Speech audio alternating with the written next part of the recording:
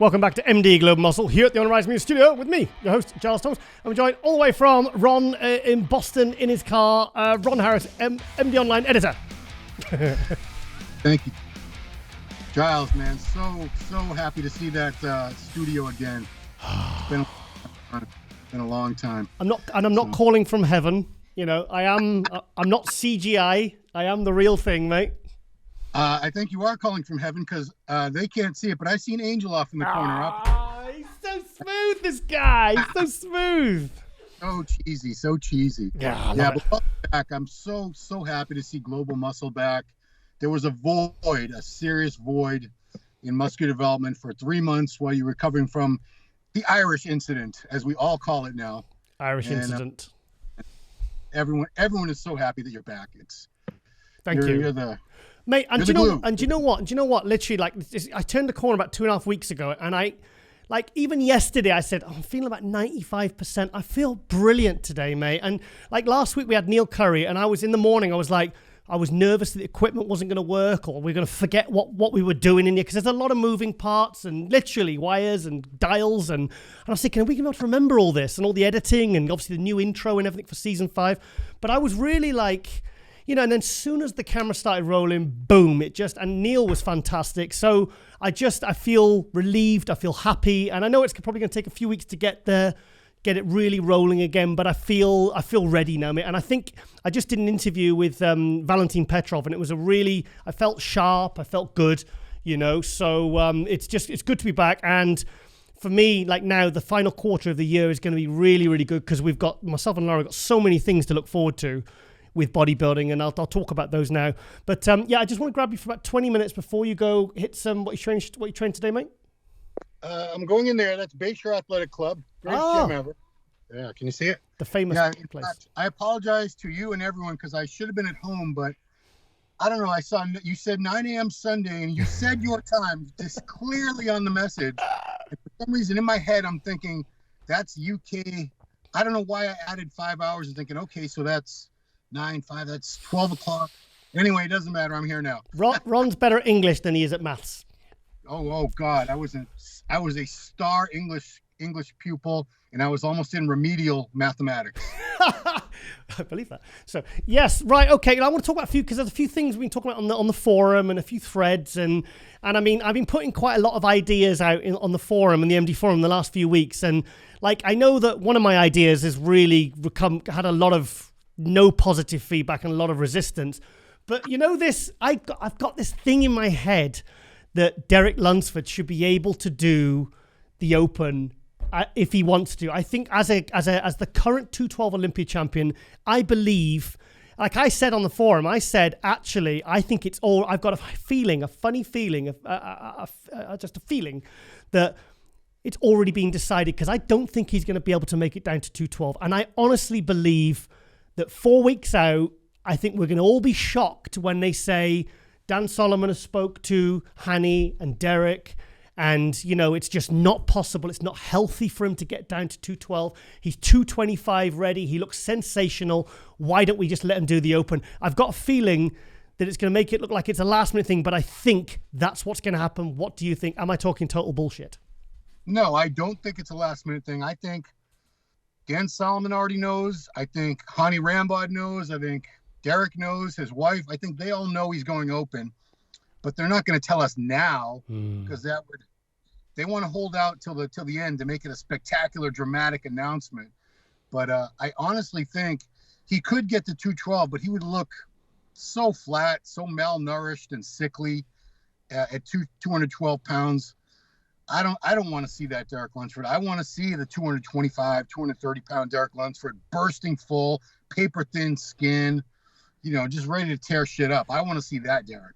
2 reasons why I think he obviously will look more impressive at 225 or 230 than he will at 212. Like, look at, like, when you said Kamal was going to be 220 on stage, my heart sank.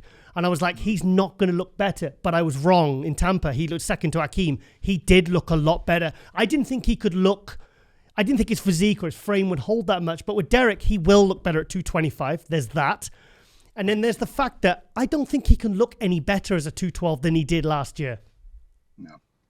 No, he's maxed out. And for some people like, a Sean Clarita never has to worry about that because Sean Clarita has so much weight to go in that division. Yep. Derek maxed out just the same way Flex Lewis maxed out, not even halfway through his 7 wins. I would not want to see Derek at 212 again. I don't think he'd look any better, and I think he would have a tough time holding off Sean Clarita and Kamal because they haven't really outgrown the class. Kamal did look a little better for sure, but Kamal can get back to 212 no problem. Derek, and I think it's going to be a special invitation thing. I don't think I don't see, people say, well, maybe he'll jump into it. No, he's not going to jump into. I won't name any shows to try to disparage, say they're not good enough for Derek, but he's not going to jump into some qualifier to do an open show there's no need because Olympia qualification, that special invitation is always in the promoter's back pocket. They can always use that. Why not use it this year? I do believe Dan Solomon, he's going to extend that to Derek.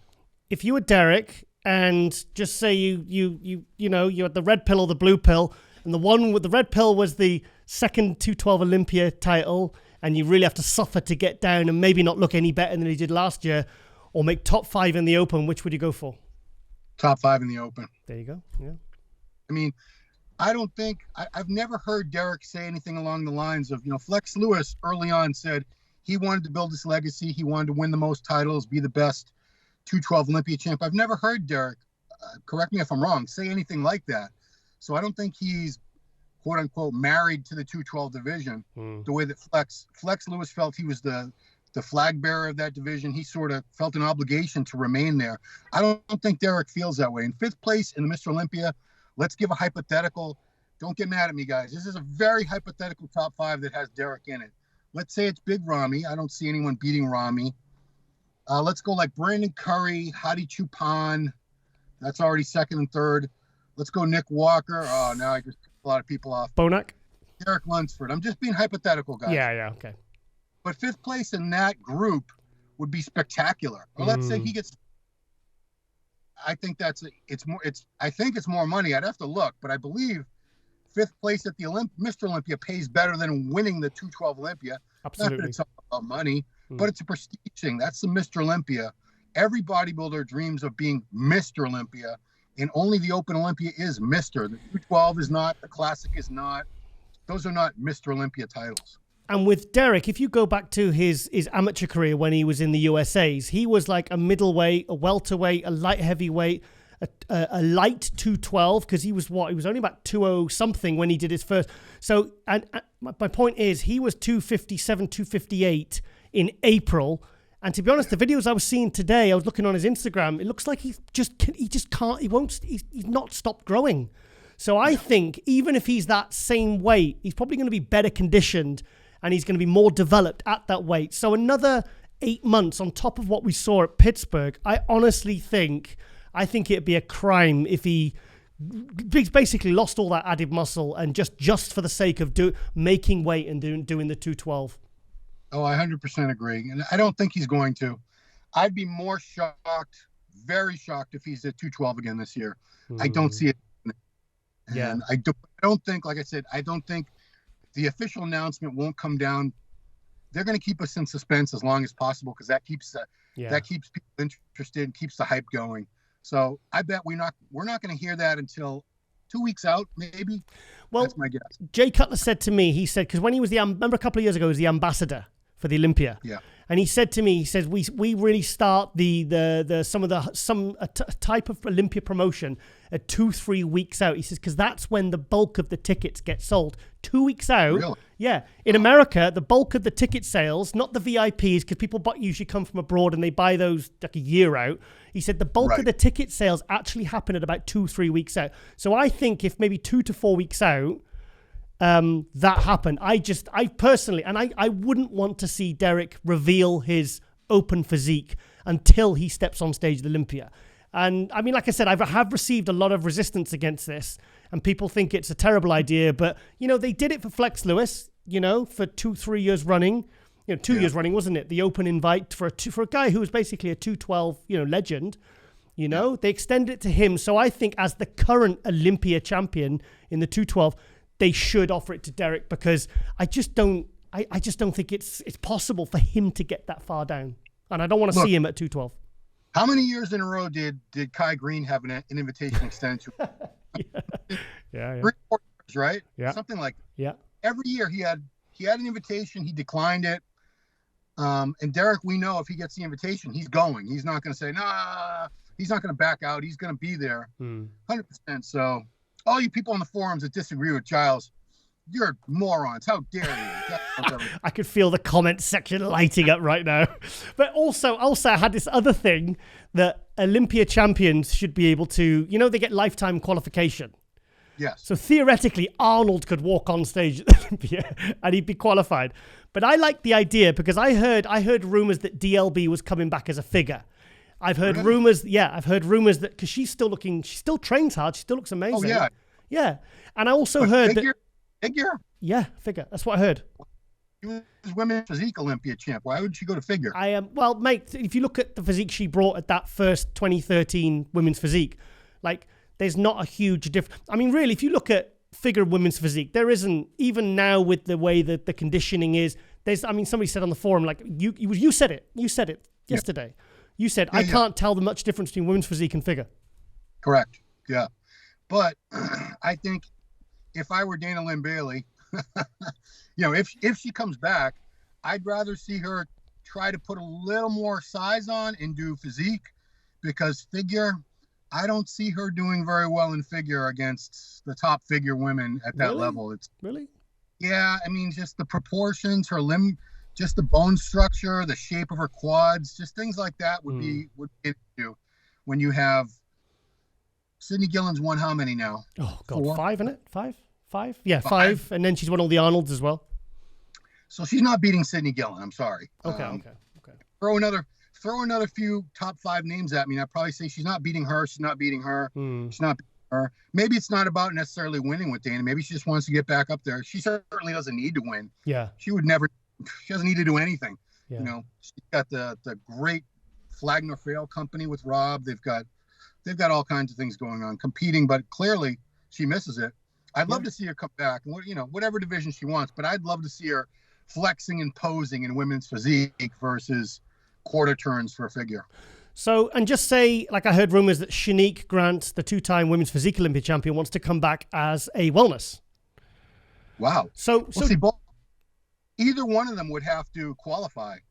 This is what I don't want to happen. Like, okay, this is what I've got visualized in my mind. This is the idea that everyone hates. Yep. 4 weeks out from the Olympia, Dan does a special announcement and a post goes out and there's a picture of DLB returning at the Olympia as figure, Shanique Grant returning as wellness, Derek Lunsford coming back as an open. Those 3 names, and you don't get to see anything until they walk out on stage at prejudging. Just imagine that at 4 weeks out. Just imagine as a promoter from a spectator's view. I personally think it would just break the internet. Oh, I mean, my goodness. I mean, people forget the Olympia is a business venture. It's there to turn a profit. So the more hype and excitement, and I think they're going to sell out the tickets regardless, but that would guarantee it for sure. I'd love to see everything you just said. But again, they would all have to qualify for that division. Yeah. There's no special invitation for the physique Olympia or the figure Olympia. It's only reserved for the Mr. Olympia historically. Oh shit! Hang on. Sorry, I was listening to that train. So that's only for the Mr. Olympia. I didn't know that. Honestly, I think they can do whatever they want. Yeah. It's their contest. Yeah. If they want to do something, they can do it. Who's going to stop? I'm sure Dan Solomon calls up Jim May and says, Jim, what about Dana Lynn Bailey doing figure? I don't think they'd have a problem with it. Yeah. I've never seen a special invitation extended to anything aside from the Mr. Olympia. Flex Lewis? So, yeah. Flex Lewis? Oh, did you Flex Lewis? Yeah, but I'm saying that was to be in the Mr. Sorry, hang on. Special invite is different from lifetime qualification. Sorry, I'm drifting. Right. I'm actually thinking about my next subject is Crizzo. Crizzo, because I wrote the article in MD, which is going out next issue, and I got a take from all the few of the experts in the industry, and obviously there's a lot of hype around this guy. Milos and Jay Cutler have seen him up close. he's coming over from the elite side. He's been dominating over there for 4 or 5 years, back when he was competing against Blessing in 2017. And this guy is still only in his early 30s. Yeah. Now I'm going to be, myself and Lauren are doing the live stream at the EVLS Prague. Oh, wow. They are the sponsors of Krizo. We call him Krizo, don't we? Is that okay? Call him Krizo? Yeah, call him Krizo. We always call him Krizo. It's cool. Like Cutler or Kyle. So he hasn't even got his pro card yet. Right. So, correct me. I'm probably confused here. Is he intending to, at the Prague show? Is there an amateur Olympia at Prague the day before? There is an amateur show, but he's doing a amateur show. The amateur Olympia, I think it's in Italy. Okay. I think it's the one in a couple of weeks, maybe with the Yamamoto. That's next week, isn't it? Yeah, it must be next weekend then. Well, he's definitely doing an amateur show that's not at Prague. He is then intending to go and do Prague in the pro show with the aim to winning it. So you're frozen there, Ron. You're frozen. And you're pulling a really funny face. I'm right here. There you are. Yeah, you'll see that on the episode. So he's looking to get his pro card, which come on, it's going to be a formality, really. I mean, let's be honest. Let's speak frankly. And then he wants to go and win. Obviously, they want to go and win Prague, and then with a goal to go and crack in the Olympia. Oh, there goes my phone. Yeah. Sorry, that's what I get for trying to grab my drink. Yeah, I mean, I don't see anybody stopping him there from. But as far as winning Prague Pro, I don't know who's in the show, and we're looking at who isn't qualified out of the top 10 Olympia guys. I think they're all qualified at this point, aren't they? Who's really left doesn't have a qualification? Martin, Brett. Fitzwater, okay, Brett Wilkin. Brett Wilkin's doing Romania. Then we have, the thing is, I'm actually really excited because I don't like these Olympias where there's just 12 or 13 guys. I always liked it like the 90 to 2002 Olympia, 91 Olympia. I like it when there's 25, 30 plus guys. I like to see that and one of the reasons I'm really excited about this Olympia is because there's a lot of new faces competing this year. There's a lot of Brits, a lot of new blood. You've got Blessing in there, you've got Sampson in there. It's going to be, who else we got in the open? Any new faces? What new faces we got? We have 30 guys in the Olympia, Giles. That's a situation for third and fourth call-outs. It means a lot of guys are just going to be on the sidelines. I like that. Watching. It'll be a lot of guys who are otherwise excellent bodybuilders, but, if there's 30 guys in the Olympia, somebody's got to be 30th place. Yeah, well, they do top 15, don't they? And they do joint 16th, don't they? I think I'd like a cap of around 20 guys. I think 20 is plenty. It's not too. I know now we're getting into some ridiculous details, but like the Arnold usually caps it around 12 guys. That's their limit. It's not enough. Yeah, the Olympia doesn't have a limit. If you're qualified, everyone won a show in the open bodybuilding this year. They can go do the Olympia if they want, and then you have the top 3 in the point standing. So I don't know how many shows that is altogether. And sometimes it's the same guys winning multiple shows, obviously. But yeah, you could be in for a situation. You could very well see 25, 30 guys this year. So we were leading on to who's left to qualify because we have the Arnold UK. We have the Yamamoto next weekend. Jamie the Giant's doing that one. Andrea Mutzi's looking very good. He's doing that next week. Wow, it's a lot of shows for him. Yeah, so we've got because you and I will be doing our, by the time this goes out, the preview will be probably coming out the same day, the Yamamoto Pro Preview, which we'll do. Okay. Then we've got France, we have Prague, we have Romania, we have the Legion. So there's all shows where, we've got Kuklo starts to qualify. That's right, yeah. Vlad? Yeah, there's still a good 10 to 12 really good guys that could theoretically qualify. We have that many shows, but is Krizo, so can any of those guys beat Krizo? I guess that's a real question here, right? Any of those names we just said? I'm excited because I'll be at Prague and I'll have the front row seat. Do you know what I mean? We'll be there with the headsets on, and I'm really excited to see. I'm excited for my first impression because I was talking to Milos about him, and I was talking to Jay. No, I wasn't talking to Jay, but I was talking to Milos about him. But I know Jay has seen him, and they were really this guy is the real deal. He's not hype. You got to see this guy in the flesh. Milos said that when he saw him, Krizo had been traveling. He was off gear basically. So he was not, at his absolute most impressive. And Milos said he was very impressive. He said he was Yeah, super impressive. You know, I've never seen him in person. But I've seen plenty of videos now of him, plenty of photos. I think he can roll over just about anybody until we start talking about the top 6 at the Olympia. Yeah. Because the only thing he's really missing is some back thickness, and that would be an issue up against, you know, once we get to Hadi and Rami and Curry. Now that could be a real problem. But if you're dealing with guys who are, let's say, 10th through 15th at the Olympia, I don't think they could deal with Krizo. He's just so big. So really? Other than the back, he's so complete. But you never know. This is all idle speculation until we've never even seen Krizo next to any of these guys ever.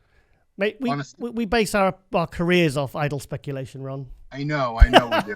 Where's the fun without it, mate?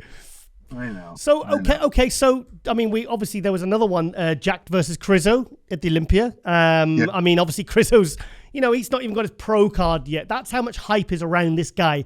People are saying he's going to do well at the Olympia, and he's not even pro. I've never even heard of this before.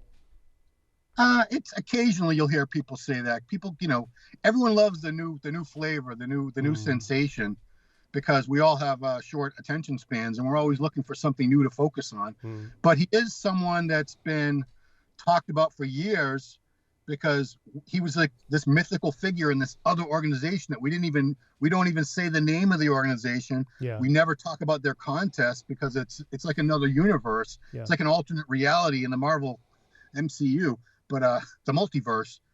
But now we finally get to see this guy who's been sort of a myth or a legend. Hopefully he is on the Olympia. It's not guaranteed he's going to be on that Olympia stage, but we're all right now just assuming that's a foregone conclusion. And yeah, we'll see. I've never seen this guy.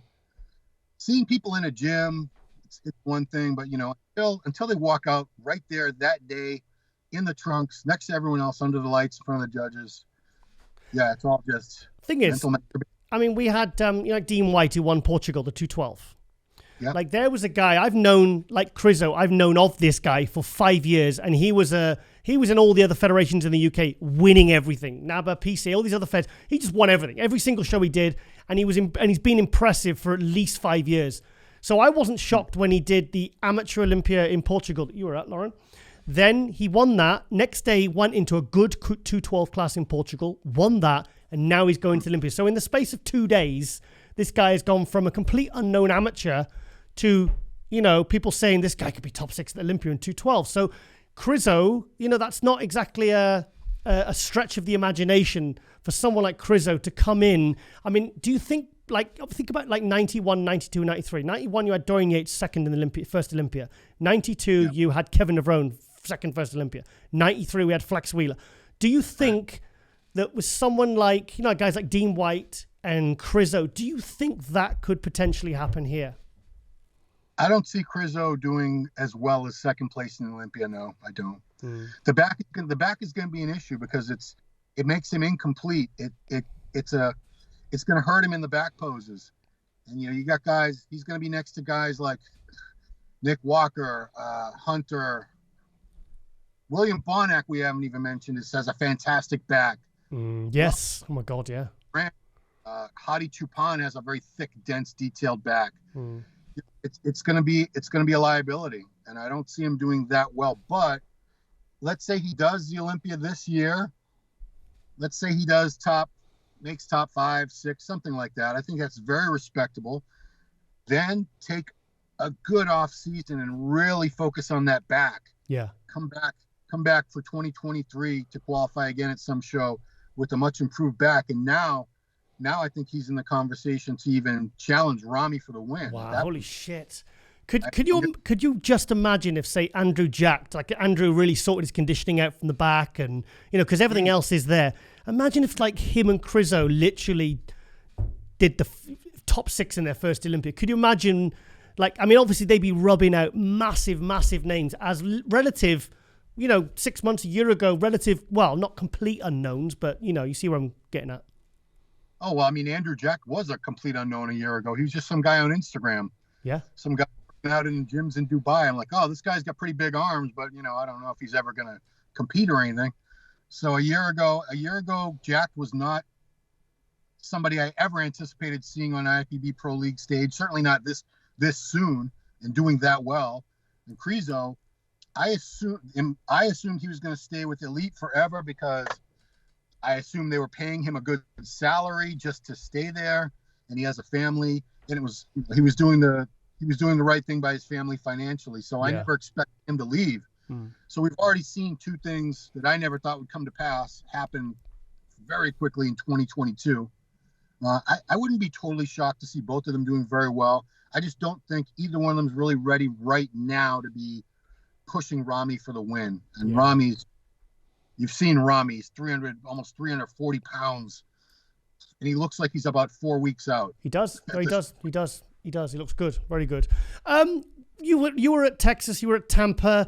You know, we saw Akeem, we saw Keon, we saw Andrew Jack, and all three of those are qualified for the Olympia. They all got their wins.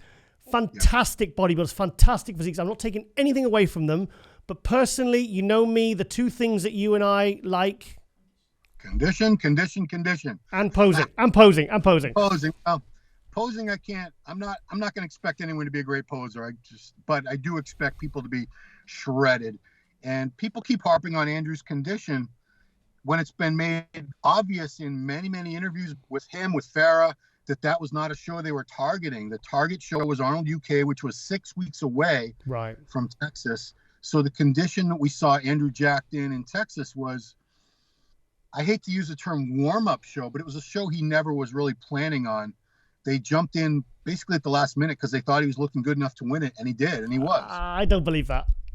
No. I never believe that, and I think even if that happened, you should never say it. You should bring your best to every single show and try and improve on that. I don't like this jump in at last minute because I think it's almost, for me, it's a little bit demeaning to some of the other competitors, and I think why make excuses when you've won? Do you know what I mean? Yeah, true. I personally, I mean, I got shit for this as well. Don't on the forum, but you know me, I like to sort of. Like, you know, because thing is now it puts a real pressure on him for the Arnold UK. He has to turn up a lot better condition. Otherwise, people like myself are going to go, hang on a minute, you said. Yeah, well, I mean, and James Hollingshead and Jamie the Giant, they're going to be very, very dangerous, and they're both looking fantastic right now. So, big time. As good as Andrew is, if he brings that same condition from Texas, which I don't think is going to happen, but he'd have real trouble with Hollingshead. For sure. Yeah. Jamie, he probably could still get on. Andrew's very good. When I got shit on a little bit because in the Phil Heath interview, Phil Heath was asking me, what does Andrew have really? And I said shape, and I didn't mean that's all he had. But then Phil went into this tirade about the condition, and I didn't really even respond because I'm thinking he's got plenty of time to get in condition for the Olympia. Why are we even having this discussion that he wasn't in good enough shape at Texas? I know you think they should be 100% at every show, but guys, I don't think everyone can be 100% at a show in, say, August and then again in December. I think some people have to pace themselves. We know Ronnie was not able to really peak twice a year, and that's some guys like Dexter were able to, but not everybody can. Yeah, I suppose he hasn't done many shows, has he? No, that was his only. The shows that Andrew did prior to the Arnold, Ohio. There were 2 or 3 little local things in Dubai where they didn't even have posing trunks on. He had like an old because it wasn't like, because people were saying he's massive for classic, and they said no, in that country they don't allow the little posing trunks. They consider it, I don't know, maybe obscene or something. So all the competitors have to wear little shorts, little tight shorts. Which, so as far as I'm concerned, he's only done contests as far as I'm concerned. Yeah. Cool. And also, we had it confirmed last night that Jake and Alina have asked us to be at Romania again, doing live stream. Congratulations. So we'll be able to get, so it means also then we can do YouTube live wrap-ups for MD. We can grab the winner interview, because obviously as soon as we finish, we literally throw the headsets down, and we run to the stage before the janitor, and we jump on whoever wins, and grab an interview. So that means that's good news for MD anyway. So really excited about that. So because thing is, mate, I've lost my whole summer. I mean, the furthest I've been since I got back from the Irish incident was literally like Leeds comic book shop and the pet shop. You know what I mean? Because I literally haven't. I've been under house arrest for 3 months. So the final quarter of the year is going to be amazing for me. So when the evenings are drawing in and it's getting cold and stuff, I'm going to be buzzing. So I'm seeing Ronnie in a couple of weeks as well. Oh, wow. Yeah, so he's asked me to, because I set this thing up an appearance for him in London, and he said I'll only do it if you come with me, Giles. He says because I don't want to go anywhere where I don't know anyone. So please come with me. So I said, yeah, of course I'd love to. So it'd be nice to catch up with him as well. What about the Nothing But a Podcast that you do for the Ronnie Coleman channel? Is that starting up again? It is, yes, it is, because that's one of the things I want to speak to him about, because I like. Because when I was, I'll be honest, when I was in hospital, Ronnie and Jay were two of the first people within the industry to really I got about 6 voice notes off Jay, and he was saying, "I'm praying for you, brother," and I was really shocked when I heard. And Ronnie's words, like Mike Milos, his words hit differently. Yeah. Do you know what I mean? Yeah. It's like because he's so genuine with it, and it really uplifted me in a very, very scary, stressful time. So I want to see Ronnie, and I want to talk about who we'd like to get on, because I love.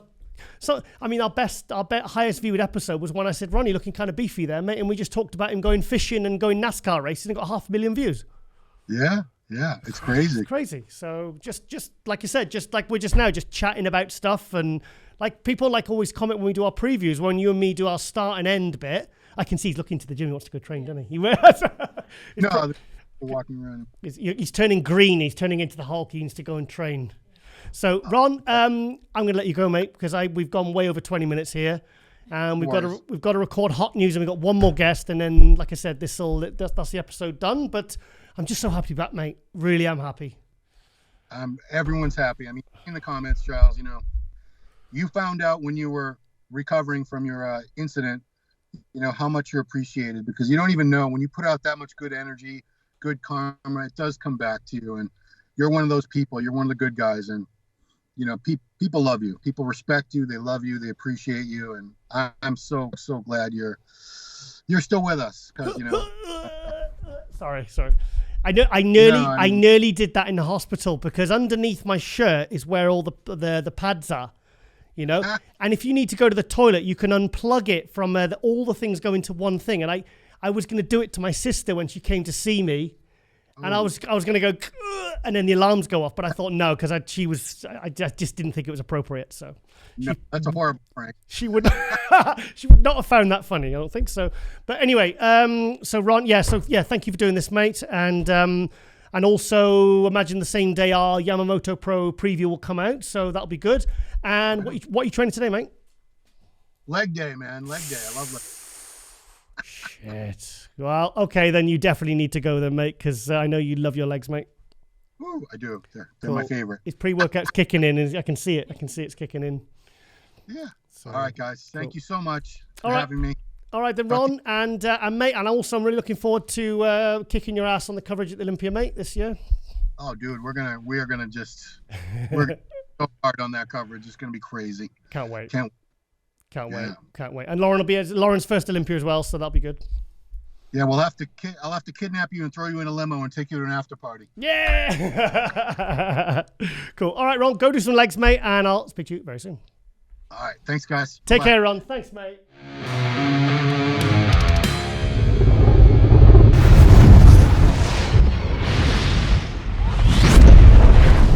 And welcome back to MD Global Muscle here at the Unrise Media Studio with me, your host, Giles Thomas, and we are joined for episode 2 of season 5, all the way from California, new classic champion going to the Olympia, Valentin Petrov.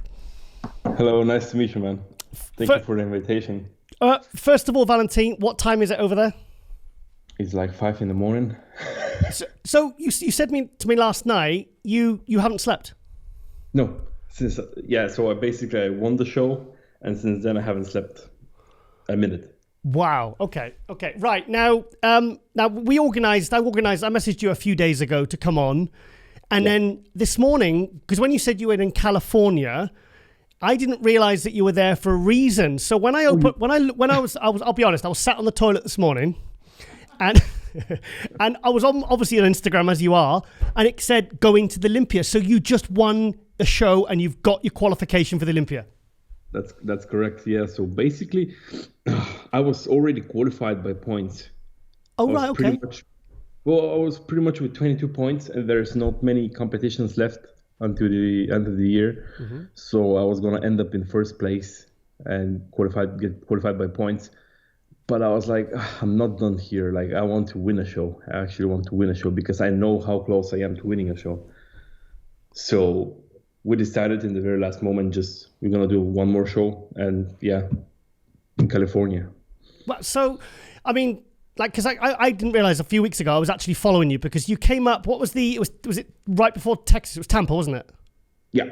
Yeah. So you did Tampa, and I was like, okay, who's this guy? And then I looked on the competitor sheet, and it said United Kingdom. And I was like, okay, who is this guy? So I typed you in, and I was already following you. But you weren't kind of on my radar as anyone that was really going to... Because I did, obviously, these photos, you can't, like sort of Instagram photos, you can't automatically tell how good somebody is. And then you went to Tampa. Tell us about Tampa. Actually, before Tampa, I did one more show. Did you? Yes, I did Finland Pro Show. It is a Scandinavian show. Okay. So we did actually, because I didn't get the invite for Arnold this year for some reason, we jumped into 5-week prep. So, yes. So from complete off season, I was 106 kg.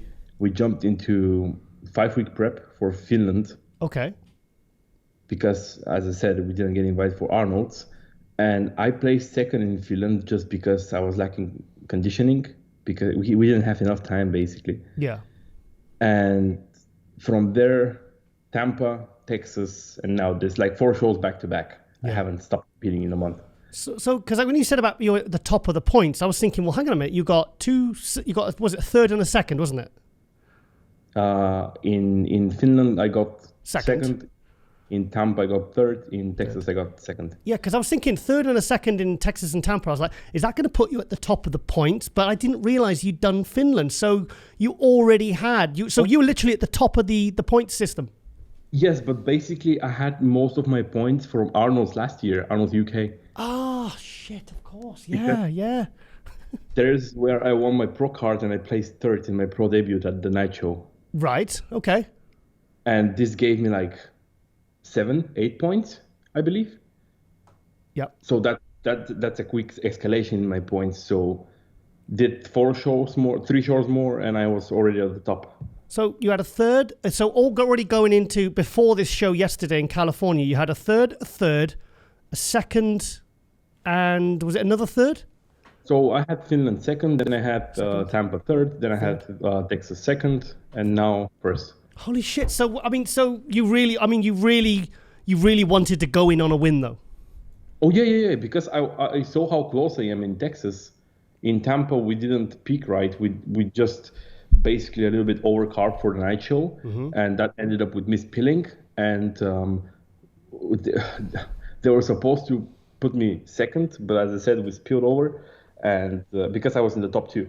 Yeah. But the night show, we just spilled over, ate a little bit too much, and as soon as I saw how I looked in Texas, I was like, I can go and win a show easily. Yeah. Like, I'm that close.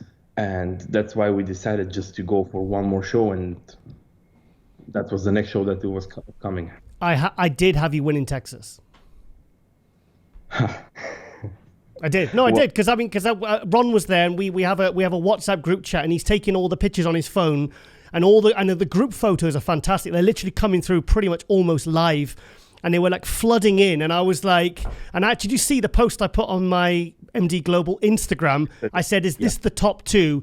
And I think Valentin's going to win this. And I was like, I had in my head that you were definitely going to win Texas, but you were so close. Everyone was shocked because at the night show I came in better condition. Like I came sharper, I came fuller. Yep. But by the end of the day, like I'm still no one here, so I have to prove my name. Have to put my name out here, so the judges can know me, the people can know me, and then maybe we can talk about something more than second. Yeah. You know what I mean? Yeah. So by the end of the day, I was not disappointed because it's still like for a debut at this show, that big of a show like Texas, and place second. I was pretty happy with the result, but I was not satisfied enough So that's why I wanted to do one more show. But the thing is, though, I mean, you're a European guy coming over and doing multiple shows, and it's not like you're getting 8th in one, 2nd in another. You're like your top 3, top 2, top 3 in all of these shows, big shows, Texas, Tampa.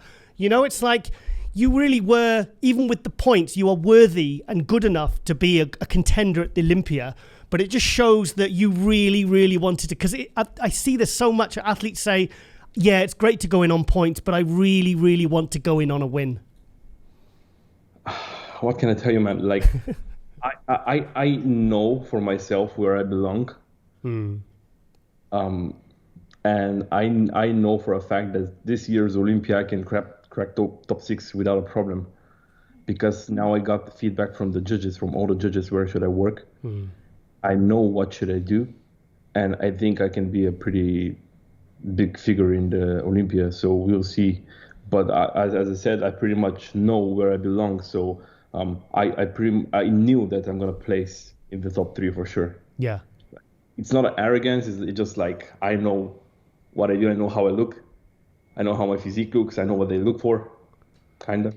And the thing is with Classic, there's such high numbers and so many new faces coming in. It's like for you to say, like, I'm feeling confident that I'm going to win this, when there's such a huge amount. Like I've said on last week's episode to Neil Curry, and I said, some of these, when myself and Ron Harris do these preview shows, like we go through the Open, the 212, and we know pretty much everyone on the Open. Most of the guys on the 212 have got an opinion. But when we see like the Classic guys, there's so many new faces. You know, it's like you never know who's going to turn up. Well, in Arnold's, I won the whole Arnold show from 35 people, which is pretty. Yeah. It was. So from that point, I was like, okay, probably I'm good. Most likely I'm good. But yeah, I've been competing now since I was 16. Now I'm 23, so I have. Hang on, you're 23. Yes. I didn't know this. There you go. I hang my head in shame. Holy shit, you're 23. Yeah. Wow. So, I mean, that leads on to my next question, really, because, like, I was following you, but the name didn't jump out. Like I said, I was shocked when I went, oh, who's this guy? And I said, he's really good on the competitor list when the show was going on. And I was like, holy shit, he's from the UK. I says, why don't I know who he is? So I went to your Instagram, and then I said I was following you, and I'm like, hold on, I remember this guy. He has popped up on my feed a few times, you know? So, I mean, you've been competing, I mean, saying 16, I mean, you've only been competing 7 years. So, I mean, so the whole UK thing, how long were you in the UK for, and why don't I know you? Well, because I was not like living, I was living in the UK for like a year and a half, I can say. Okay. So basically, when the whole virus thing started, that's when I moved to the UK. So I would say end of December 2020, something like that. You moved during that time? I moved from Bulgaria to UK, yeah. And why?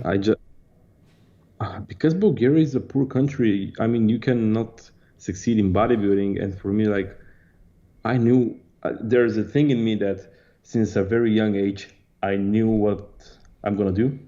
Like, I had deep feeling inside that I was always a sports guy. I mean, I've done all kinds of all sports, like martial arts, football, everything. So always a sports guy. But when I got into bodybuilding, I felt like deep in my soul that I can do this for a living. So as we know, bodybuilding is a pretty expensive sport. And living in a country like Bulgaria, which is a little bit corrupted country, you cannot earn that much money. And I don't come from a rich family. I come from a poor family.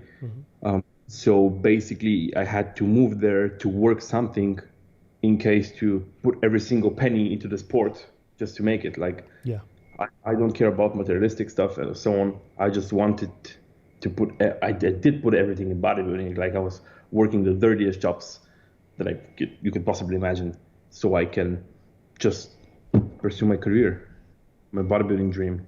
I mean,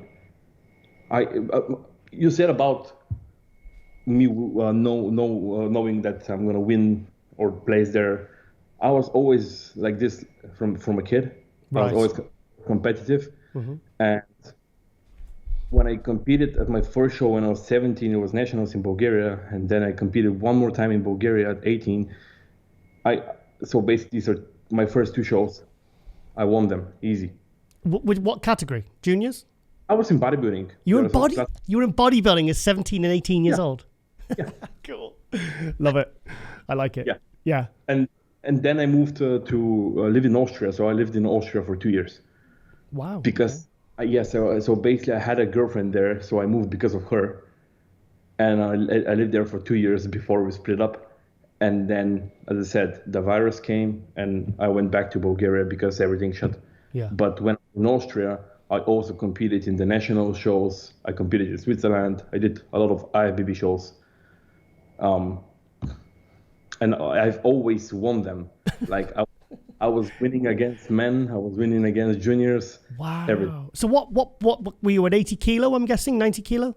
Yes, 80. Right, okay. Because I'm trying to work out your height, because I'm guessing you're taller than you look, maybe. How tall are you? No, in centimeters or inches? Inches, please. No, so 5 foot, whatever. Yeah, so basically, by my IG, I'm 5'7". Right, okay. 5'8". So my IG says 5'8". But I had problems when going to make weigh-ins, and when you're standing all day on your feet, basically your skeleton compresses, your lower back compresses, and you're basically sometimes a little bit less than you usually are early in the morning. So now they measured me 5'9". Oh, wow, okay. They measured me 5'9", and I need to be exactly 200 pounds. So what were you yesterday on stage? What did you weigh in? I was 199 on the weigh-in. Oh, so you're right. You're right there. I'm always that close. I'm right on the cap. Yeah. But we can extend my height a little bit by using an inversion table, and I can get to 5'10". Yeah. And if I get to 5'10", I'll be able to be 94 kg on stage. Right. Which is a big, like 3 kilos of difference. It's a big difference. Because Ron Harris said, because we were talking about you and Jen on the group chat. She says, have we got a new future star? Have we got a new star of classic? A superstar is born or something like that. And I said, and Ron said, well, after the judging, I said, well, I've got Valentin winning Texas. And he said he does have superior density. He's very, very, he says in the flesh, he's very, very dense. So he's carrying a lot of muscle for a classic guy. Yes. So this comes maybe from, I kind of follow it since I started bodybuilding. So from 16 years old, as I told you, I spent all of my time caring about bodybuilding, watching videos, watching American videos, all kinds of videos for bodybuilding. I was just caring about, I was like tunnel vision, just bodybuilding, nothing else exists for me. So I was following 2 guys' methods of training, and that's Ronnie Coleman and that's Dorian Yates. Not bad. In my mentality to train, so I'm training like super heavy. Yeah. Since I was very young, and that's where. Okay, I'll give you an example. When I was 17, I used to do leg press with 1500. Wow. Okay. 1500 and maybe almost 200 pounds, like really a lot of weight, without knee sleeves, without anything. Wow. And I never had any injuries, problems with my bones and so on. You're 23, mate. You're indestructible at 23. Yeah, I guess I try training like that at 43 and things will start breaking, trust me. Could be, yeah. Yeah. But you're in that mentality, you're in that hungry. I mean, when you're in your 20s, you think you're indestructible, and you think, and thing is, that is actually a really good way to train if you're young, because your body can take it. Yeah, I mean, I think now is the time like to progress the most, and after that, I can just keep, let's say, lower the weight, work a little bit lighter, smarter. Yeah. But right now, I push my body to the limits that I can grow so much. And I grew so much over the years because, first of all, in off season, I'm a huge eater. I eat so much food. Mm-hmm. We go up to 1,200 calories, 1,200 carbs. Wow. Okay. Without insulin or anything, and I get easy down. Yeah. So this basically helped me. I'm a huge eater, and I train like those two guys. Yeah. The same mentality. And I'm like always in my own world when I go in there. I don't talk to people, nothing, just focus on the workout, and that's it. Well, that's been responsible for your fast progress. But thing is, now you're at the weight limit. Have you thought about, okay, I'm going to have to be careful. Like I was speaking to Neil Curry last week, and he's saying, like, he says, I have to be, is it 98 kilos, was it? He says, I have to train a different way now because he says, like, my body wants to grow, but I almost can't let it. But I still at the same time have to improve my physique, you know? So your goal now isn't to get on 20 pounds of muscle, because if you do, you're going to be over the classic limit.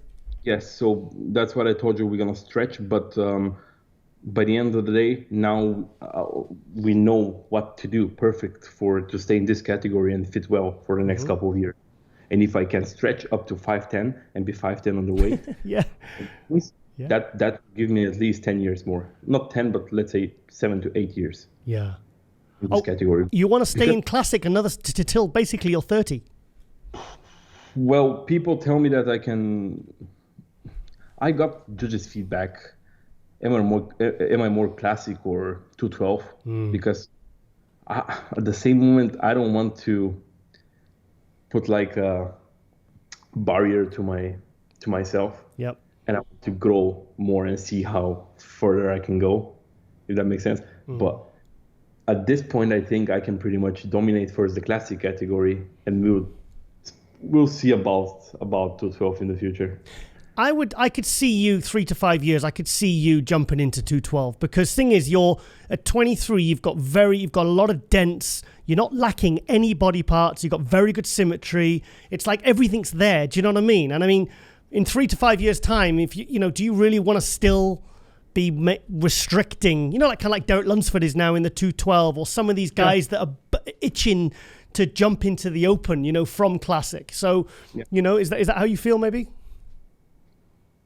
I'm gonna tell you when I see how I played this year at Olympia. Yeah. So I want to see how I stay there next to the big boys, and then I can tell you if I have. Because let's say hypothetically, I dominate the classic category in Mr. Olympia. What should I move? Because classic is now, like, in my opinion, is pretty popular. It's really popular. It got really popular in the last years. So, if not maybe more popular than 212. Yeah. Yeah, it is, yeah. There's a little bit of argument here, but they're basically the same. But I want to grow, but at the same time, I love classic. I really love classic. So this is a question that I cannot answer. For now, we don't have any intentions of moving to 212. Yeah. But we're just going to stay in classic and see how it goes, how I do at Olympia. And then, yeah. I mean, Valentin, literally, you haven't slept since you walked off stage winning your qualification. So you're literally, you're in an apartment or something in California? I'm Airbnb, and I'm actually, I'm flying in 3 hours, 2 hours. I'm flying back to Texas, so it will be a journey for me. So, and also, before we come back to the contest you've just won, literally, as soon as I kind of realized who you were and reached out to you and said, is there any way you can get you in the studio?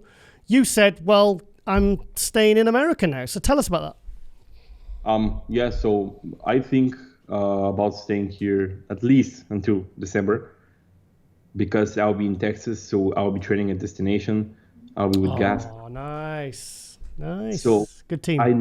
I've never been in such an environment with people like Keone next to me, Martin, and now they're next to me, like they're close friends of mine. Fantastic. And he only helped me a lot. So we're going to train together. We're going to be together. So I've never been in such an environment, and I know it's going to push me mentally much more than me training in the UK in some gym. I mean, if you look at how Keon and Martin Fitzwater and Keon Pearson have progressed since going to Destination, moving to Texas, training with each other, being part of the Destination Gasp team, because myself and Lauren were doing live stream with them in April at the NPC Sweden, and then you look at someone like Kamal, who after a hugely successful career moves to Florida, charts training with Nick Walker, like you said, puts himself in the right environment with the right people, and look at 51 years old, look at the improvements that man made. And it proves if you put yourself in the right environment, it makes all the difference. Like you said, better than training in some gym by yourself in a gym in London or something. I'll tell you, as soon as I stepped in Texas and went to the gym destination, I felt like this is the place where I should be, where I belong. Yeah. I dreamed, and I still can't process all the things that are going on because I was competing back to back to back, and I can't sit on the table and get with my thoughts what I'm achieving right now at this age where I am, because first of all, we from Bulgaria, we had just one Bulgarian compete at Olympia and do these USA shows ever. And this Bulgarian name is Dobry Delev. He used to compete back in 2016. Freaky arms. That's a long time ago. Yeah. So I'm the youngest professional athlete in Bulgaria in bodybuilding. Yeah. And now I'm the youngest professional athlete who is doing these shows and getting qualified for Olympia, second Bulgarian to qualify for Olympia. So, in my opinion, like, I know myself and I know I'll change drastically. Like, I'll improve way better when I'm around these people in destination because this is the environment I dreamed of since I started bodybuilding, because as I told you, I used to look at those videos, those guys training, and I'm like, someday I hope I get there. And also they're really, I mean, I've been friends with Michael for 12 years, Michael Johansson, the owner of Gasp, and it's like, and they're not just encouraging a bodybuilding, but they're really good people as well that really want to see you. Like I imagine, you as a bodybuilder in some random gym somewhere that, just you're the only one that, and you walk into someone like Destination and they want to promote you, they want to help you, and they probably Keon and Martin is saying, let's have a look at you, Valentin, and it makes such a huge difference to be in that kind of environment, doesn't it? Yeah, well, I can fully agree here, because first of all, what I noticed in Texas, like Texas people are really good, really welcoming, and Michael is, wow, he's such a great guy. He invited us over to a barbecue and stuff. Have you done the stinky fish? No. No, you haven't done the stinky fish. Okay. Well, just when you see Michael next, say, Michael, Giles has told me about the stinky fish challenge, and he said that it'd be a really good thing for me to do. I'll ask him. You don't know anything about it, Sturströmmen? No. Right. Okay. I think you'll have to go to Sweden and go to their. Yeah, if you watch an old episode of Globe Muscle, we filmed Keon eating Ivana, eating this. Branch Warren was there. There's a special fish. It's a fermented fish, and it's like it's a Swedish thing. It's a Swedish tradition. But you have to ask Michael about it, mate, because if you do that, you're a trooper. Okay, I'll do it. Yeah, do it. Okay. Yeah, Michael is a really great guy. So that's why I'm proud to be a Gasp athlete, because we are like a family in there. I feel like I'm not. They put me in like a circle so good that I feel them not like just some random people. I feel them like I knew them for years. Yep. So it gives that friendly family environment which I need, which I never really had. So again, this puts my this puts my mental health into another place. So I guess I know for a fact I'll change so much over the next months. But look, you're a young guy, you're following your dreams, you're 23 years old, your career is kind of just, it's exploded, you're getting great places, you're winning shows, you're going to the Olympia. Like Michael moved from Sweden, Keon and Martin moved from different parts of America. So you kind of all got the same, you've all kind of gone through the same experience. Do you know what I mean? So You're not by yourself in a gym trying to just, work 3 jobs to support your body. But you're in a place that wants to see you succeed and wants to see you excel. So you're all in the same boat, This is incredible. Like, I've always dreamed about this, and I just it needs a lot of work to get there.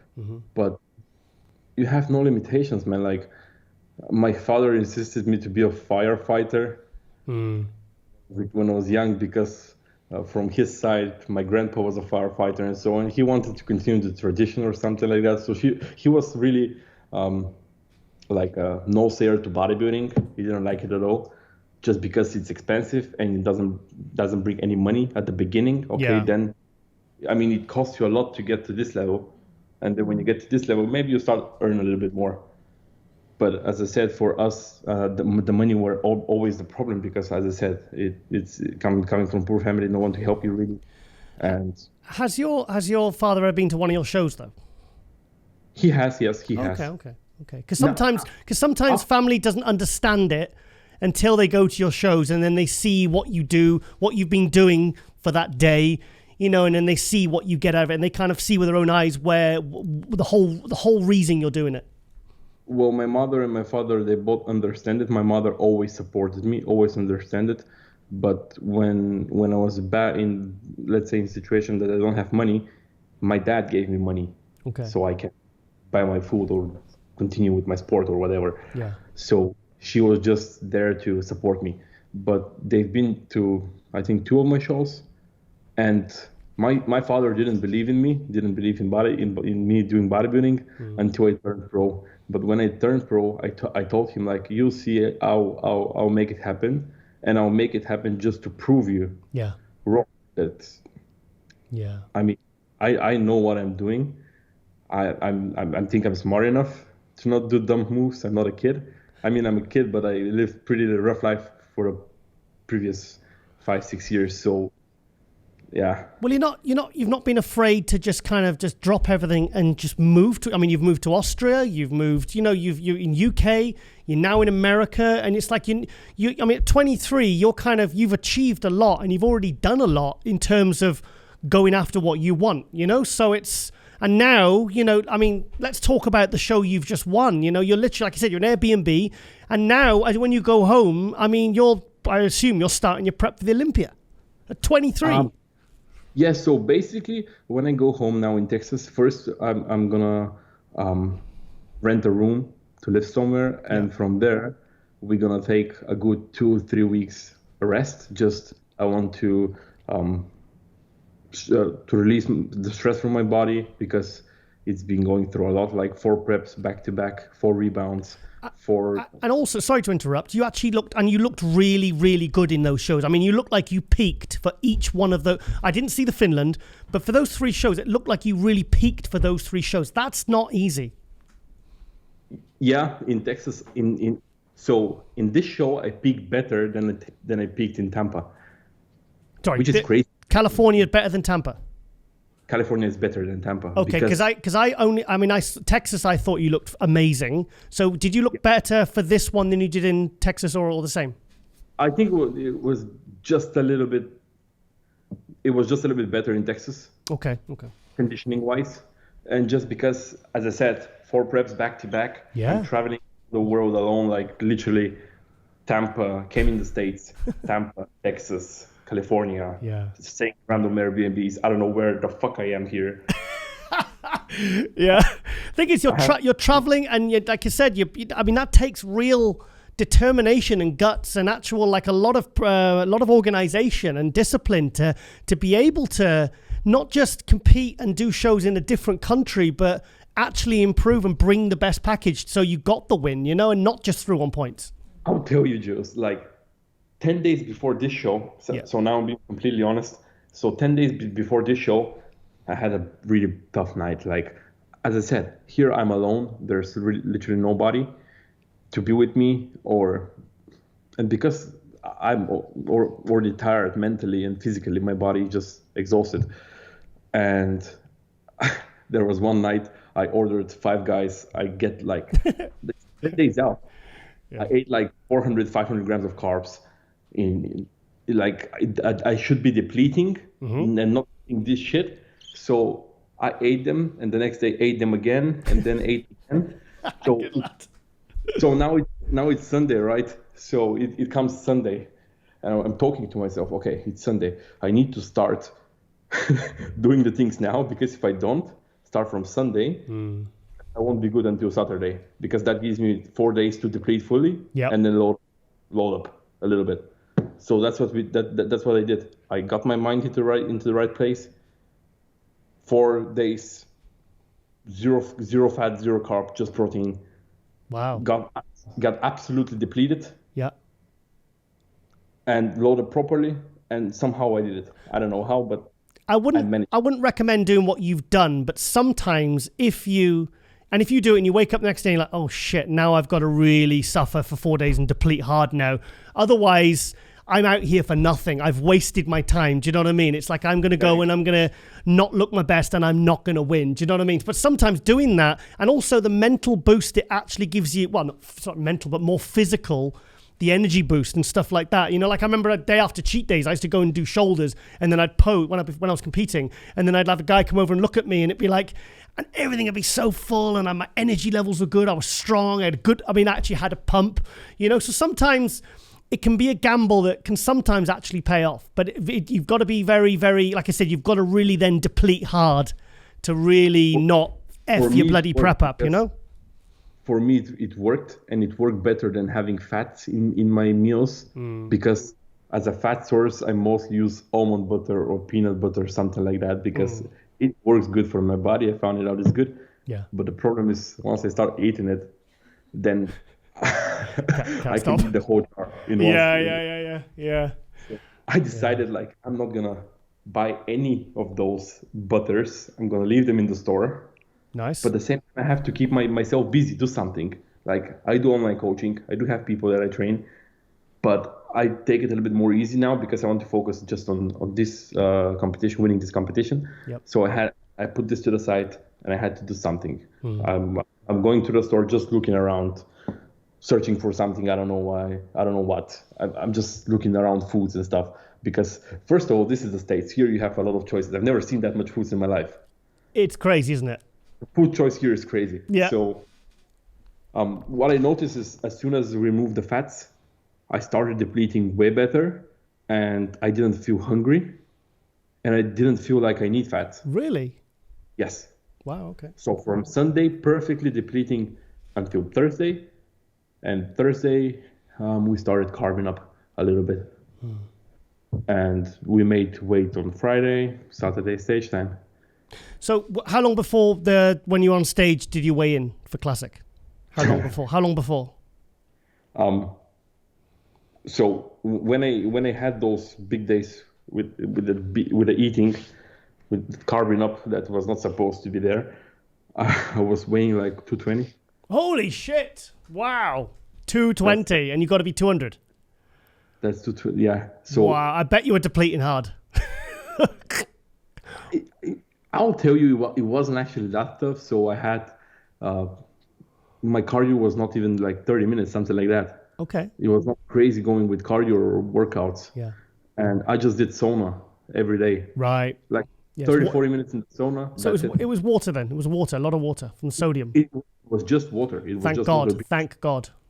Yes, because I know for myself, I have a little bit of an anxiety, I can say, and I start holding a lot of water. And when I'm in a situation like this, as I told you, I don't know where I am, and I'm alone here. And it's just with the time, like I don't mind being alone somewhere and do my stuff. I know what to do, but it's just the stress from 4 shows. Yeah. Mental stress. It comes too much at one time. And when you have no one to support you here, to help you with the little things that can be helpful for you. So I know I just knew it was water. And I knew how to remove it. So we took the 4-day depletion and that's it. That's amazing. Right, mate. So before I let you go, you haven't even woken up and thought, oh my God, I'm going to do the Olympia in like 3-4 months. So, and also we'll be at the Olympia. We'll be there. So I'll grab you for an interview on the Thursday night at the Meet the Olympians. So you got your Olympia tracksuit on. I mean, thing is, you kind of knew you were going to the Olympia anyway with your points, but now you're going on a win. So how does it feel to know that at 23 years old, you know, you've had a very successful year, you know, seconds and thirds, and now you've got a win, and now you've got a decent amount of time where you can actually have a couple of weeks off and, you know, let you mentally and physically, you know, and get your head straight for the next kind of 10-12 week prep for the Olympia? I feel like I'm ready to do it. I'm excited to do it. I'm really excited to do Olympia because, as I said, I know for a fact how I look. I know what I can bring to the stage, and now I can place pretty good at Olympia. Yep. debut there, but at the same time, now I'm focusing just relax a little before start the prep. So we're gonna have just to balance my hormones, do bloods, everything. Yep, good. I am always getting completely off cycle. So I've never blasting cruise or these stuff. Yeah. Always got. That's smart. That's smart. Yeah. Yeah. So I was not taking anything like for even 2 months, which is a lot, When? But every year. Oh, okay. So you come off properly. Yeah, this is smart. Plus you don't want to burn out at 23, 24. Do you know what I mean? You want to at 23. You really need to be doing the most with the least. Yeah, but Giles, everyone is doing it nowadays because everyone is rushing. Yeah. Everyone to rush the process, and I know for a fact it won't be good for me, for my health, and I'm smart about it. So good. Every year I come completely off for 2 months. Which is, I think, the best decision for a young guy like me, 23. Yep. So I'm looking forward for Olympia prep. It's good that we now have all the answers to our questions. Where should I work? What should we improve, do, and so on? Because we got different feedbacks from 7-8 judges now. Good. That's smart. So that's pretty much enough to give us all the information we need where we need to work. Yeah. And Callum is a really great guy. He's the best coach I've ever had. Like, isn't he prepping Mark Hector as well? Yes. Yeah, I saw. Yeah, I clicked on his Instagram. I was like, oh wow, okay, it's that Callum, because there's a few Callums in the industry. And I saw the Callum, I was clicking, and I was like, wow, this guy's name's popping up a lot. He's popping up on a few people's radars. This guy. He didn't sleep those 2 days because of me. Wow. No, he sleep and really? Yeah.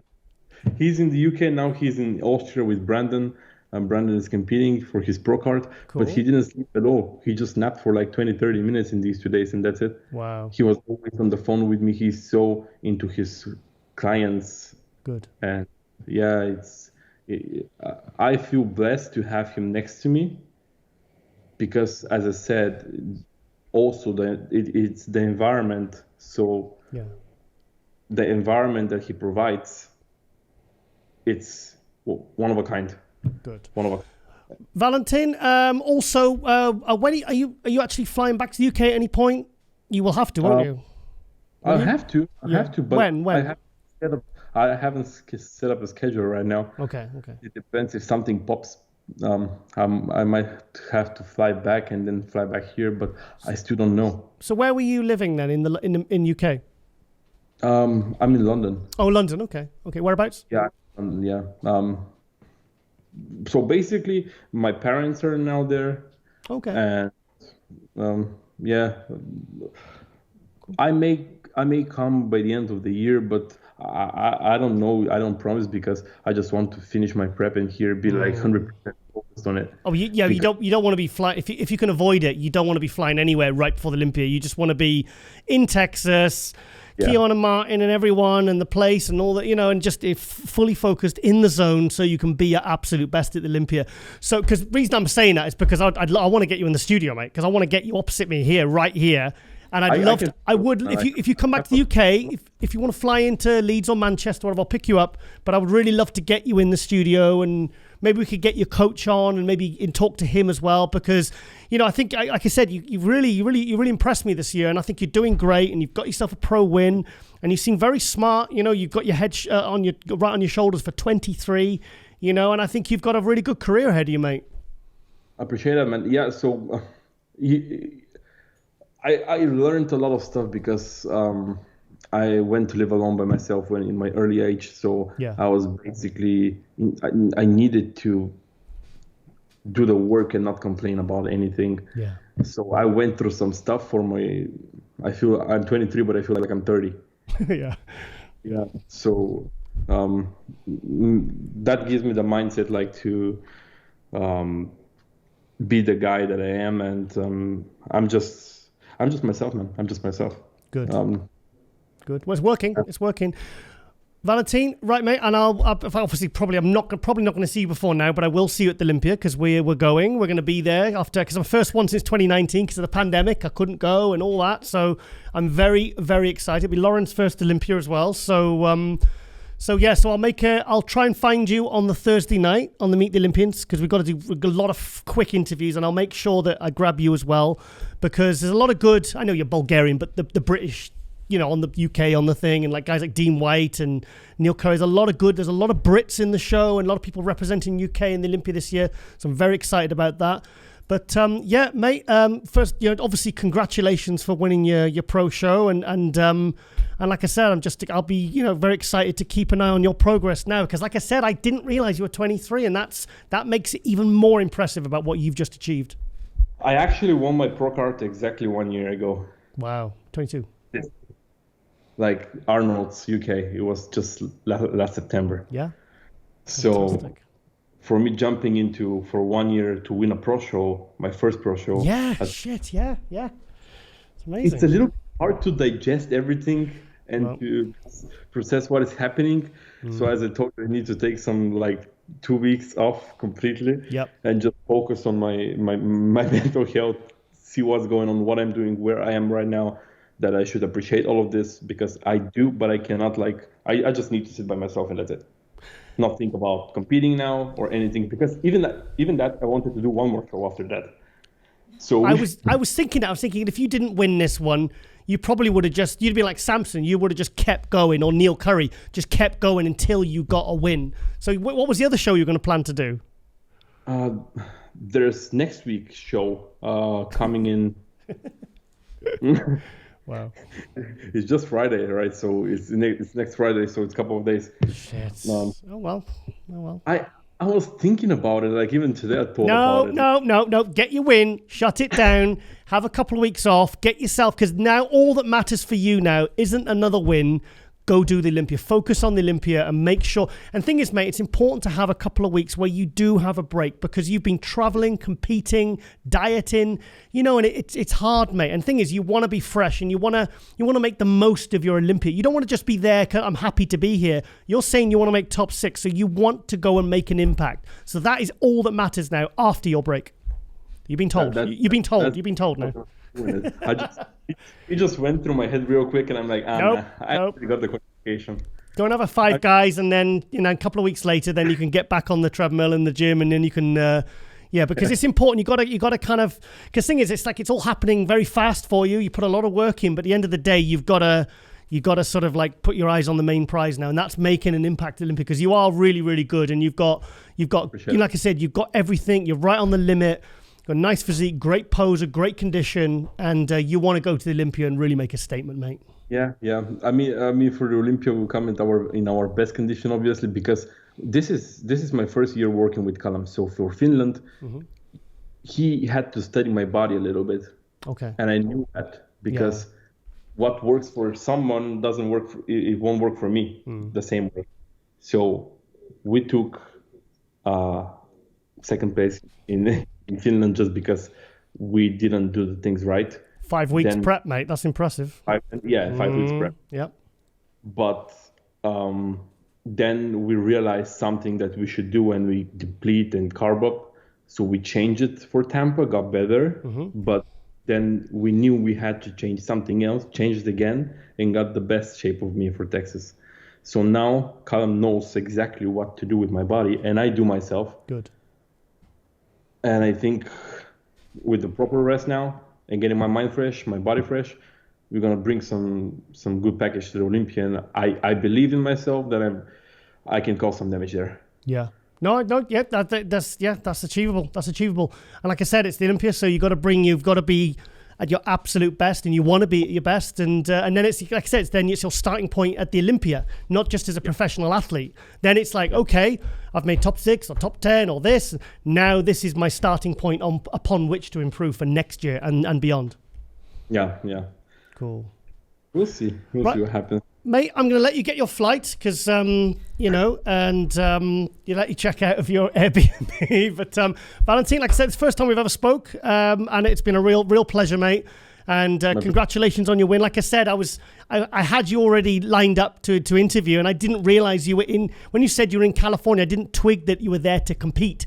So when I got that and I was like, oh, wow, I said, Lauren, I said, he's got a win. I said, that makes it even cooler. It's more, so it's, it's really good. Yeah. And I'm glad you gave us the time to do this, because it's been great, mate. So, fantastic. What an achievement. And like I said, you've got a really, really good career ahead of you, and you've got a good head on your shoulders. So get back to Texas and have a couple of weeks off, and then just go all out for that Olympia, mate. And I'll see you there on the Thursday night.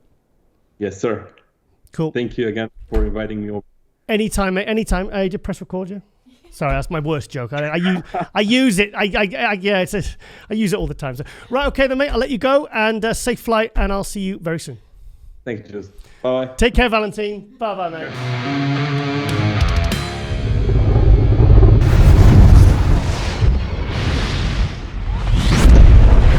Okay, guys, and welcome back for Season 5 for the very first hot news of the new Season 5. As you can see, I am not actually dead, and I am #back from the dead. I know Lauren Scott, she doesn't like it when I say stuff like that, because basically I did nearly die. I had a massive heart attack in Ireland. It was 20 minutes into MC in my first IFBB Pro League event. 20 minutes in, didn't feel so good. I've done a separate story with Ron Harris from my hospital bed in Limerick in Southern Ireland back in May. And I've had basically 14 weeks tomorrow post-surgery. This has been filmed on the Sunday. And so I'm back to work. We did the episode last week with Neil Curry, which was absolutely fantastic. My energy, as you can see, is fully back after being like a freaking cross between a slug and a sloth for 12, 13 weeks. But so I feel good. I feel fully recovered. And yes, I will be going back to the Muscle Contest Island in Limerick next year to finish the job. So we don't like to be, what are you laughing at? You really don't like that. I am. Do you know what? I'm, face your fears, and I can't wait to just go up to the mic and say, should we try that again? So very dramatic, very scary, and look, I wasn't blagging. This did actually happen, and I had a full triple bypass, which that's the scar that runs the length of my chest bone. They basically saw open your sternum, they sew you back up with wire, they take your heart outside of your body, and show it more. Okay, show it more. Look like Superman pulling the S, but instead I got a big nasty scar going down the chest, and that's just one of 3 scars. I got one. Oh, can't really see. I got one running the length of the arm, and I've got one at my right calf. Basically, they take the veins and they basically attach it to your heart, which then pumps the blood around the body. It's really gross. So, and I made the mistake of checking out my, Googling it as well, which was a big mistake. So, especially when I found out that you actually die temporarily, your heart stops. And basically, technically, you are dead. So, but anyway, we don't want to hear about that. We want to hear about bodybuilding. This is what we love. And I'm so happy to be back. And I am so happy that, we're back and everything works. And I haven't completely forgotten what to do, nor has Lawrence. So, so we're very, very happy. And like I said, let's just get on with Season 5. And also, we had 2 guests this week. And I'm going to, as you saw last week, it was 1 guest. This week's 2. And next week, we'll work it up to 3. And obviously, we'll start, with all the contests happening, because we've got a ton of contests now leading up to the Olympia. So, and I tell you what, I do feel sharper. I think the break did me good. And I do think, I think the break did me good. And I think there was something quite wrong there. So, but anyway, so I feel good. I feel sharp. What? No shit, yeah. Yeah. Well, I'll tell you what, I wouldn't recommend it, though. Definitely think of more fun things to do in Ireland than go there and have a heart attack and stay for a month. So anyway, right, going to go to our first. Oh, and I start back training tomorrow. So yay, 14 weeks, no training. So this skinny version that you see before you is going to be less skinny every single week now. So unless I drop dead, but fingers crossed, that's not on my agenda. And this is definitely my preferred state of being, i.e. alive. So anyway, we're going to go to Valentin Petrov, who did a fantastic interview earlier in this episode. And obviously, he's just won the muscle contest. In fact, I actually booked, as I said in the interview, I actually booked him a couple of days before I even knew he was doing this contest, because he'd had, as he said in the interview, he was 3rd at the Arnold UK last year, which gave him points for this year. Then he got 2nd in Finland on a 5-week prep. Then he went to Tampa and got third in the Classic. He went up to second in Texas. I actually had him winning it. And now he's got the win. I don't even know which show this is. It's Muscle Contest in California. So I don't see the name of the show. The thing is, Muscle Contest, how many shows do they have? Like 1 million? Don't they have like 80 or something was it 40 or 80 or something just in Brazil? Yeah, it's crazy. The Gwyndy brothers, I spoke to them over in Ireland and said it must be stressful being away from home. And he said, well, we're not all of them, but they do put on a lot of shows all over the world, Ireland, Brazil. Where else? There's other countries to do. What's the other countries to do? You looking at me blank? No, hang on. Muscle Contest. My mind's gone completely blank. They've got shows all over the world. That's the best way. But so Valentin Petrov, originally from Bulgaria, lived in the UK a couple of years, got his pro card at the Arnold UK last year, and within a year, he has won his first pro show. And he said in the interview, he said even without this win, he was at the top of the points system, so it was highly likely that he was going to be in the 2022 Olympia. And I couldn't believe I didn't know his age. This kid is 23 years old, and he's already. Do you know what? I see him in 212 in a couple of years. I honestly, with the way that this kid has hit the ground running and his career has taken off so fast. Look at this kid's physique. He is. If he's 200 pounds there, he's got another 12 pounds. What does he say? He's like 5'8". Well, no, he's going to be 5'8". You're not going to put 2 inches in just from doing an inversion table or stretching your spine. Although I was measured 6'1" in hospital because I was lying down so much. No, seriously, I was 6. No, because I've been measured at 5'11.5", 6 foot, and they measured me several times in hospital. And basically, the whole time I was lying down, because I was full of tubes and everything. But yeah, so the point is, there's no compression on my spine because if I stood up more, he said by the end of the day you actually lose height. So. Say 5'8". 5'8's tall for a 212, but there has been good Zane Watson, George the Bull Peterson, 5'8". I think he'd make a great 212. But anyway, he's 23 years old. He's going to the Olympia. He wants to be top 6.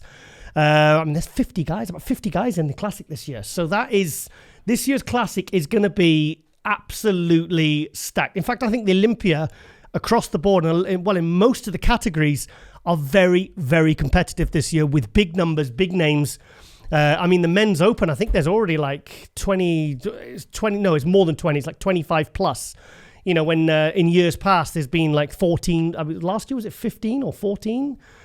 So we've got almost double the amount of competitors, So it's, obviously we're going to the Olympia this year. So yay, very excited about that. Lauren's first Olympia. Are you excited, Lauren? I think she's excited. Right, okay. So Valentin there, he's going on a win.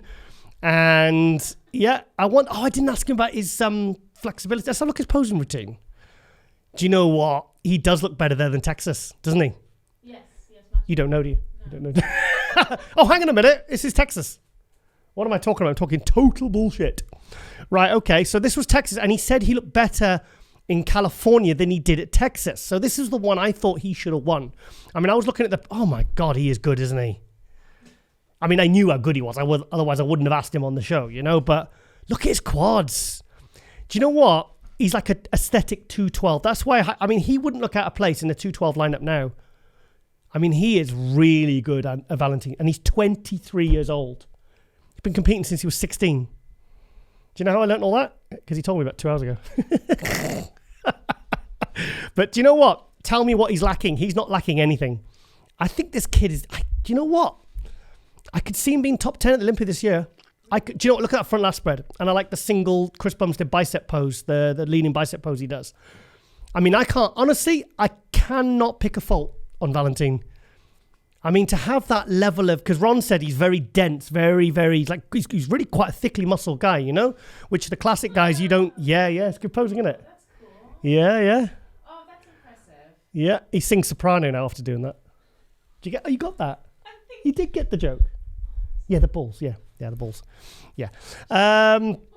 He's got... Do you know what? I really like the shape of his quads. In fact, I like guys with this... he's... To be honest, he's like a Samson. He's got size, aesthetics... nice muscle shape, good balance, good conditioning, great presentation. I tell you what, I think when Jen said on the group chat, she said future superstar. I think we've got a future superstar. She said it on the MD Instagram post. And so hopefully when we get him back to the UK, when he flies back, because he's pretty much moved to America now, he's got to come back every 6 months. Hopefully if he comes back, whenever he comes back, I'm really going to try and get him to come up. He's more than welcome to come and stay here or go get some training footage at my local gym. And because I think this kid's got a really good future, because I think he's as good as last year's classic superstars, Ramondino and Urs. I think he's as good. I really think he's as good. And I think, at 23, if he's this good at 23, sorry, I got to stop fiddling the mic. I think it's good to be fiddling with a mic again, Lauren. Do you know what? There's nothing better than having a good fiddle back in the studio, with you, my beloved. So, we've done terrible things in this studio. No, we haven't. I'm joking. Sorry, not joking. Yeah, okay. Do you know what? I look at the front shots. Look at that. See, that is... his legs are absolutely spectacular. And he's actually saying Samson, he's got the Samson Chris Cormier where the leg development goes right into the hip. You see, that's the good thing about the new classic trunks versus the old ones.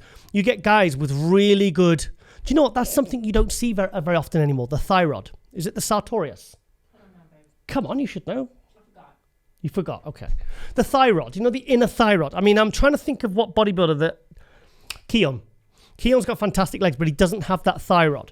And it really, it's one of the quadriceps. What? Zoom in, okay. But do you know what? There's so many bodybuilders you never see this with. In fact, Chris Cormier had that. That's why he used to do the front lat spread with his legs apart. And he used to stand up on his tiptoes to make like an X-frame. But, he is really good, this kid. He's bang on the weight limit at 200 pounds for his height as a classic. But Sean Ray proved from 88 to 2001, you can pretty much keep your body weight the same and you can improve your physique at the same body weight. In fact, Kerith Bajo, Texas or Tampa? Tampa, Texas, he was second to Keon in Tampa. Then he won. He improved his physique from the year previous by dropping 10 pounds. Because I said, what's your weight this year compared to what you were last year? And he said, I'm 10 pound lighter than I was last year. And I said, mate, you look 10 pound bigger. See, that's the secret. If it's not always coming in bigger and heavier. In fact, sometimes quite the contrary. You can actually look worse, but what my point is, I do have a point. Valentin can get better at body weight for probably the next 3 to 5 years. So, but I think we've got someone really, really deadly now in the two-toe. Oh, I don't like these naked ones. No. I don't like that. Valier does that all the time. Stop it. I don't want to see a man's naked, shredded ass on my Instagram feed. If I want to see that, I'll go and look in the bathroom mirror and pull my pants down. So, what are you laughing at? What are you laughing at? You saying I ain't got shredded glutes? No, I'm laughing because it's funny. I'm very skinny at the moment. Baby, you're not skinny, you're sexy. I am, well, I know I'm sexy, but I'm very skinny. So, so where was this show then? Well, it's one of the muscle contests. I'd imagine maybe it was one of the ones he runs with John Lindsay, the NPC USA promoter, because he has the muscle contest shows in California. Probably spend a bit too much time on it. I like the flip-flops.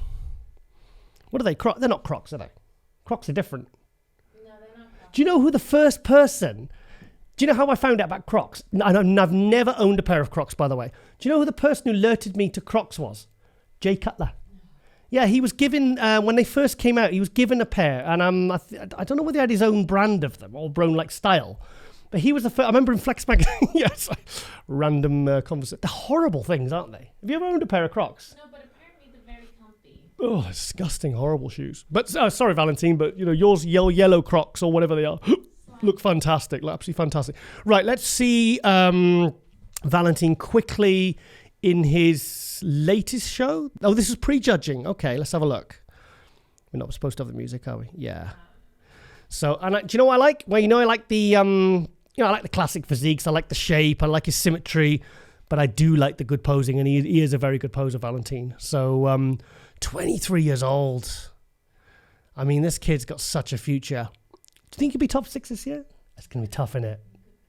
Top 6 is going to be very... When you've got 50 guys in the classic Olympia, you know, I mean, Neil Curry wants to be like top 10. You know, you've got Urs, you've got Ramondino, you've got Rough Diesel, Chris Bumstead. I mean, the classic Olympia, I mean, I like the fact that Neil Curry was saying, look, I just want to make top 10 because top 10 is top 10 out of 50 of the best classic guys in the world. And we still have several shows. So if we could get another half dozen competitors in the Olympia, you know, before, because obviously we've got the Fort Legion, we have Prague, we have Romania, we have France. I'm not sure if they do classic. We have the Arnold UK. We have, what's the other one? Romania. Did I say Romania? I think I said that. Okay. Anyway, I digress. But you basically, the Olympia lineups are going to be very, very deep this year. So, I mean, to even get noticed, you know, if you're in a 4th row back and you're like 5'4" or something, and you know, and it's tough. You know, it's tough on the judges. Anyway, let's go to our next one. I'm going to go to my main man, Daniel L. Bodybuilders Without Borders. So I really miss doing hot news actually, because I really do like doing hot news. As you can see, I get very excited. Who's this? Oh, I think this was North Americans. I get very distracted because all the shows are going on, and I haven't been on here for 3 months. Who's this guy? Should we click on his Instagram just to give him some? Because I mean, he's just won the overall of the North. Oh no, hang on a minute. This isn't. This is NPC Austria. This is today. This is NPC Austria. I don't know where this guy's from. Oh, he's from Q8. He's Oxygen Gym. And this is... It doesn't put his name on. Why would you not put your name on? Oh, come on, man. I mean, this is a problem when bodybuilders do this. When you're trying to give this guy publicity and get some chatter about him, and a lot of these Middle Eastern guys, I find it hard to separate them sometimes because there's so many of them. Click on one of his perceived... What? Okay. I don't think he's going to have his name on it. No, doesn't say. So his name is Q8.warrior. So when I see him at one of the shows, I'll say, "Hey, Q8." Oh, Q8. Q8. Very clever. Very clever. What was his name in that film we watched, Devil's Double? Oh, it's so scary. What was he said? What was he? I love you, my. What did he say? He says, "I miss you too much, brother." Devil's Double with Dominic Cooper. Plays who's Saddam Hussein's son. I'm not saying he's looked like Saddam Hussein's son, but Middle East. Oh God, I think we need to get off this subject. But you know, my point is, not sure I even have one right now. But yeah, he's sports car. So yeah, so I can't give him publicity. So that's a real shame. So is my head going over into the picture-in-picture? No, you're fine. Okay. Because I had a funny feeling it might be. So I've completely forgotten why I came on here, but I just love this account. Let's have a look. Because he puts Daniel puts all the amateur stuff on. Oh, there's our guy. Oh, this was what came up. 212 Classic and Open guest posing together. So you had Ahmed Wadani, Mo Shaban, and Brian. You like Brian, don't you? Love Brian. I'm not. Anyway, let's talk about Shaban, and also Ahmed Wadani. Meet Brian this year. Brian, yeah. That's so cool. Yeah, I've met him. Yeah, he's a nice guy. He's quite cool. He's because he said he was going to do classic. Was this going to be his last year? Yeah. I mean, he's been two-time Olympia champion? Two-time Olympia champion, second, third. 2018 to 18. I was there in 2017, and I tell you what, I remember walking in. Was I one of the back or something? I remember being really far back, and you could see the cuts in his hamstrings from the back. Like the deep separation between each of the cords of the hamstrings freaking blew my mind. Ahmed Wadani, he needs to come down because he put a load of size on this year. And then he was lucky to make top 6 at Tampa, and I think the same at Texas. I can't remember the placings, but, you know, Ahmed Wadani is good enough to be winning those shows. I mean, he should have been giving Kerith Bajo and Keon, he should have been, you know, in contention for the win, but instead he came in a lot bigger. There was a lot more muscle, but I mean, look at that front double bicep. I mean, I think he's getting ready for something there, because I'd be very disappointed if Ahmed Wadani was not in the Olympia, because I forget what he wears last year. Oh, see, I'm a bit rusty. I'm rusty. Yeah, but you... Definitely rusty. Yeah, I've been out for a few months, you know. I've just been chilling with my cats for 3 months, guys. Give me a break. I did a lot of scrolling on Instagram, so I should know. So scrolling as in on my Instagram, so I should know what was going on, basically. Yeah. So Shaban, yeah, great, cool. That's nice to three different divisions, pro categories, guest posing together. That's kind of cool. So, Danny Union took the video. Yeah, I wonder what he's up to. Right, anything you want to see, Lauren? There's our boy. Big fan of Hassan. I forgot his name then. Big fan of forgot his name. Hassan Mustafa. Yeah, obviously he won. Oh my God, I am rusty. What did he win? Hang on, what did he win? Not Indy. Was it Indy? Egypt. No. There's no Egypt show as well this year. The Cost Squad. That was a really good show last year. I was really surprised to not see it on the calendar. So I hope it wasn't a one-off, because that event, the KO Squad Egyptian show that was last year, that was the one that Regan won it. Shaban was second, was Samson third. I remember seeing those guys in the light. It was a fantastic looking event though. Loads of men's physique in Egypt, And also, you can say what you like about Ramy on his being an international representative of the Olympia title, but in Egypt, from what I hear, bodybuilding is absolutely exploding right now. There's gyms opening, and he's on national TV. And kind of bodybuilding is kind of like the in thing over there now, which is fantastic. I mean, that never really happened when Dorian Yates was Mr. Olympia. Probably because bodybuilding was already pretty huge in the 90s in the UK. But so very excited to see Hassan Mustafa because I think he's just absolutely amazing. Do you know what that looks like? It looks like kind of like Brandon Curry at first glance. Doesn't it? Looks like a smaller Brandon Curry. Not that much. Well, he is quite a lot smaller because... What's this guy's name? Alex Good. Yeah, it looks great. It did it. There's some more pictures here.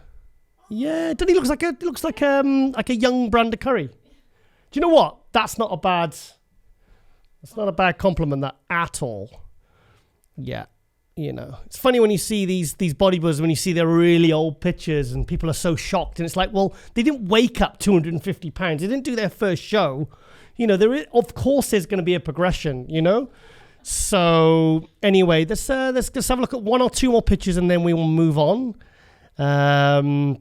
This was the shot. I was looking for on Andrea's. Oh my God, that guy there. Look at this guy here. I'll check on him next. Okay, we have Andrea Muzzi. Oh my God.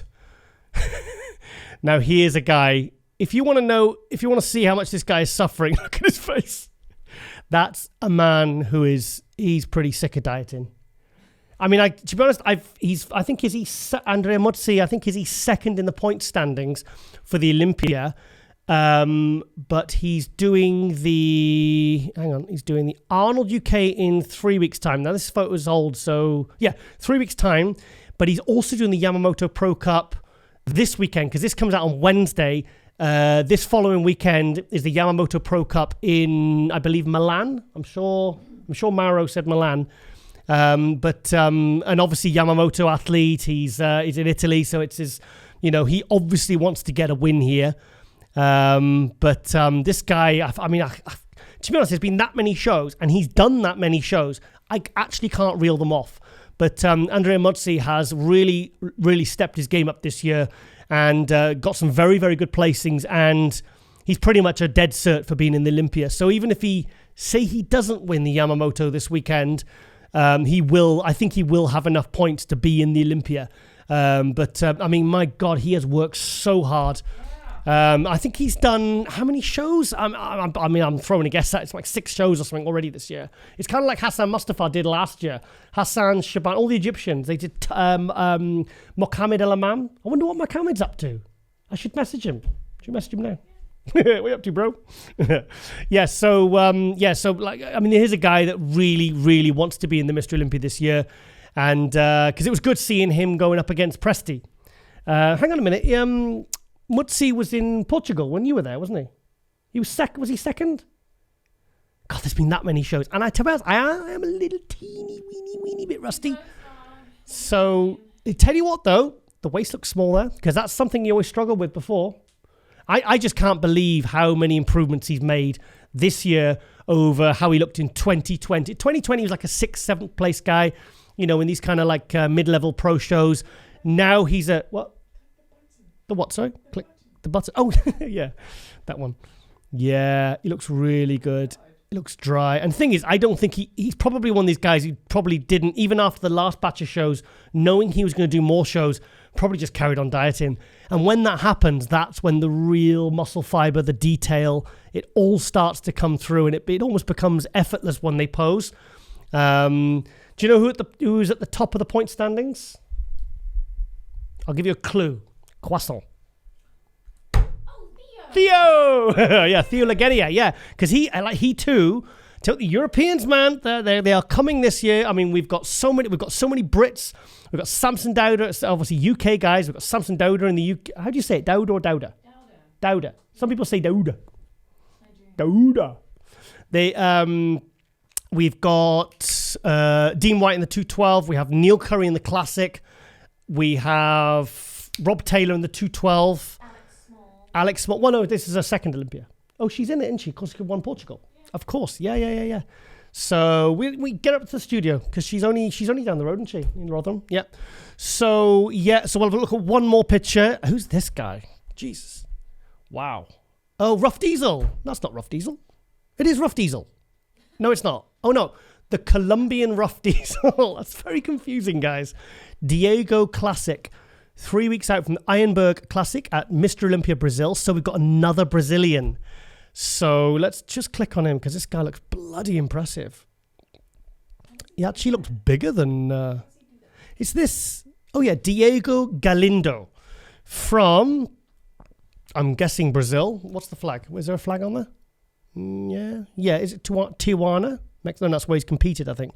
Look at that shot. Wow. Look at that. He looks really, really good. What a physique. Look, even Brion's trolling him. Giving the old, maybe he's coaching him, I don't know. But he's classic. Classic. So, sorry, Lauren?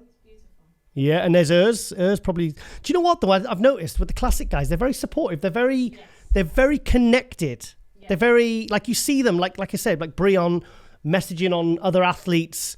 This kid looks absolutely fantastic. So here's a guy, maybe keep an eye out for the future. Okay, what else we've got on here? Oh shit, what have I done?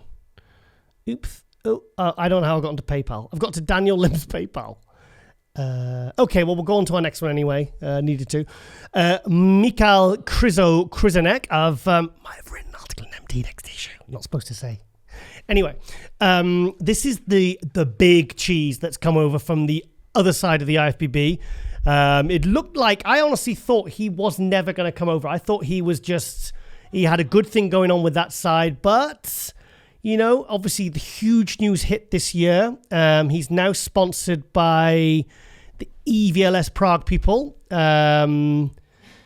with coach Josef Adelt. I've heard of this guy as well. Look at the arms. Wow. It looks a bit like Martin Ford, doesn't he? Yeah. Like Martin Ford's shorter brother. Because, the thing is, he's like 6'1", He's a big dude. And if you impressed Jay Cutler and Milos Sarjev that much, because he flew over to America with his coach and the EVLS Prague sponsor, basically to try and get the word out and try and get some hype generated. And oh my God, didn't they generate some hype? It was just, that's all everyone was talking about. Everyone's feeds, all the news, all the media outlets were all talking about Krizo coming over. This photo I like. This was impressive. This is, look at that. And this is a guy he's not 5'8". Do you know what I mean? You get a lot of short, big guys like that. But when you realize that this guy is 6'1" with a narrow waist, great conditioning, he's got great legs. Milos said, and Ron Harris said in the intro, said that he definitely does need a thicker back. I've not really seen too many back shots of him. That's probably why. But, yeah, look, obviously, what are you looking at? I'm freaking looking at those arms. If he's got arms that big comparison to his head and he's 6'1", they must be like 22, 23 inches. And there ain't no shit in them, is there? I mean, look, there's no, look, when you can see these bits here, look, these little, hang on, let me just zoom in a bit more. See these bits? Like that's the muscle development. That's the fiber. If he was putting crap in them or he was putting his gear in there, had he shoulders, you know, basically you wouldn't be able to see that detail. Now that's what I like to see personally as a fan, as a media guy. What are you coughing at? Are you coughing disapprovingly? No, my throat. Okay. Okay. But, yeah, so this is the guy everyone is talking about. Now, I said to Ron, I said, when you think about it, have we ever had this much hype around an athlete when people are talking about how he'll do in the Olympia this year when he's not even pro yet? I mean, it sounds ridiculous, doesn't it? It sounds ridiculous, really, when you're talking about someone's Olympia potential this year when he's not even pro. So he's got to get his pro card, I believe, at an amateur Olympia. I think it's in Italy in a couple of weeks, or maybe it's this weekend. I don't know. I've lost track of time, actually. Been a bit of a vortex the last few months, so forgive me. Then he's going to go to the EVLS Prague show, which we'll talk about that more in a minute, because there's some very cool news. Isn't that right, Lauren? Prague? Yeah, no, okay. We'll come to that. And of course, you know, so he will have to win that as well to get to the Olympia. And I doubt they'll give him a special invite for someone this new. Because he's still I think he's still early 30s. Because I saw he competed against Blessing in 2017 when Blessing got his pro card like 3 or 4 shows in a row. He won the Diamond Cup, the Arnold Europe. I interviewed him actually in Madrid. And it's like Blessing beat him, but Crizzo was a lot smaller. I mean, he's just been a continual progression, and the amount of excitement and chatter around Michael, we call him Crizzo. I call him Crizzo. I think that's what name will stick eventually. But to hear that he's coming over, and like I said, the amount of excitement this is bringing, I really do hope he gets into the Olympia this year. But if he doesn't, guys, just calm down because he's young.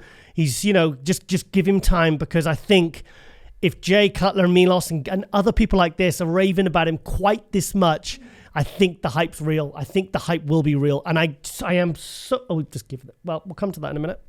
But thing is, he's big, but he's got detail as well. Yeah. Look at the striations there, look.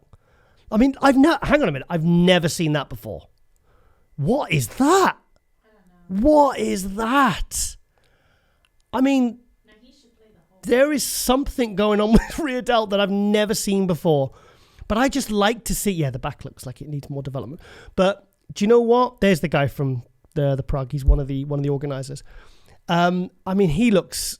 I think, yeah. And look, Steve Weinberger said he was very impressed as well. So, you know, he's got himself in front of the right people. He's done it. He's not just relied on Instagram and filtered and very well lit pictures. He's gone out there and he's traveled all the way over there, put himself in front of, you know, the biggest names that are going to get talking about him, which is going to spread like wildfire, which is exactly what's happened. So, you know, I just like seeing the big guys with great conditioning. William Bonac. Let's have a look what else he said. Future Mr. O easily. See, this is why people need to calm down. You know, when people say Future Mr. O and the guy hasn't even got a pro card yet. So, but I do believe that's pretty much a formality, I think. I think he just has to show up to the car park and they'll give it to him. I think he'll pull up in his car in his tracksuit, just about to get tanned up, and they'll just go and hand him his pro card because, you know, but it's also good that the guys have to go through this, you know what I mean? They don't just award it based upon, because most federations don't recognize other federations. Do you know what I mean? Yes, they do. They don't. No, they don't. Do they? Are you kidding me? You compete with this one? No. I mean, if you're a NABA pro and you go to the pro league, hi, I've been a NABA pro for 12 years. Will you give me my pro card? And they go, well, we don't recognize that. It's there's a term. It's a term that's used. You want to swap it? They don't, no, you don't swap it. You just they don't recognize that as pro status. No, they don't. So they say, well, we don't care if you're an elite pro. You could have won freaking every single show for the last 10 years. You have to go through their system, basically, which is fair. If you're not an IFBB NPC pro, Yes. then you're not a pro. Yeah. So you can't say, well, I'm a PCA pro, I'm a NABA pro, I'm an elite pro. They go, we don't give a shit. Well, I wouldn't say that, but, you know, I'm elaborating. No, but they just don't recognize Yeah, they don't, that's what they're saying. They don't recognize it, and vice versa. And that's how it. I think that's how it should be. So, oh, there he is in front of Jay Cutler. Look at Jay's face. Yeah, look at Jay smiling. He's like, shit, this guy's good. I'm glad I'm retired. And this was, I mean, it's the shoulders. Look at the, I mean, literally, you could lose your keys in that hole there. Yeah, that's quite deep. That is, he does need more back. But do you know what? I mean, this guy is, you know, he's 31. He's probably got another good 10 years ahead of him. I mean, I am excited to see this guy because he seems to have pretty much everything going for him right now. So, and also maybe check out the article next month's issue of MD, because I believe somebody very cool wrote that.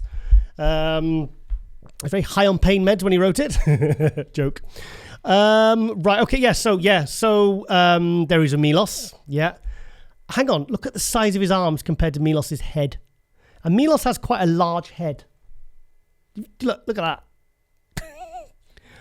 Wow.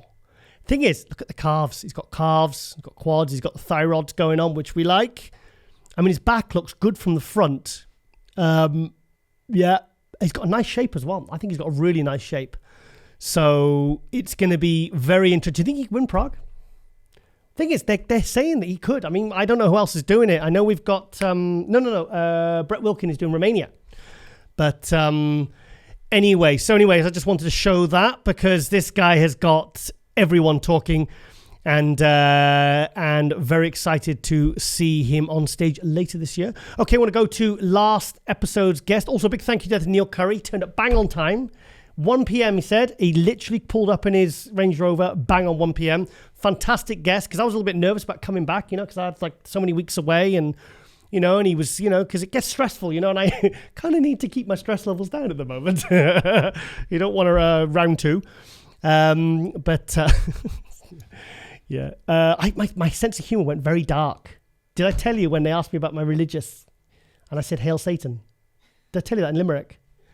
Well, they were asking very personal questions, and I don't like it when people ask me personal questions. And they said to, yeah, I did I tell you that? I thought I told you that. No, you did not. Yeah, and they said, they were filling in the form, and they're going, just name, date of birth, religious. I said, Hail Satan!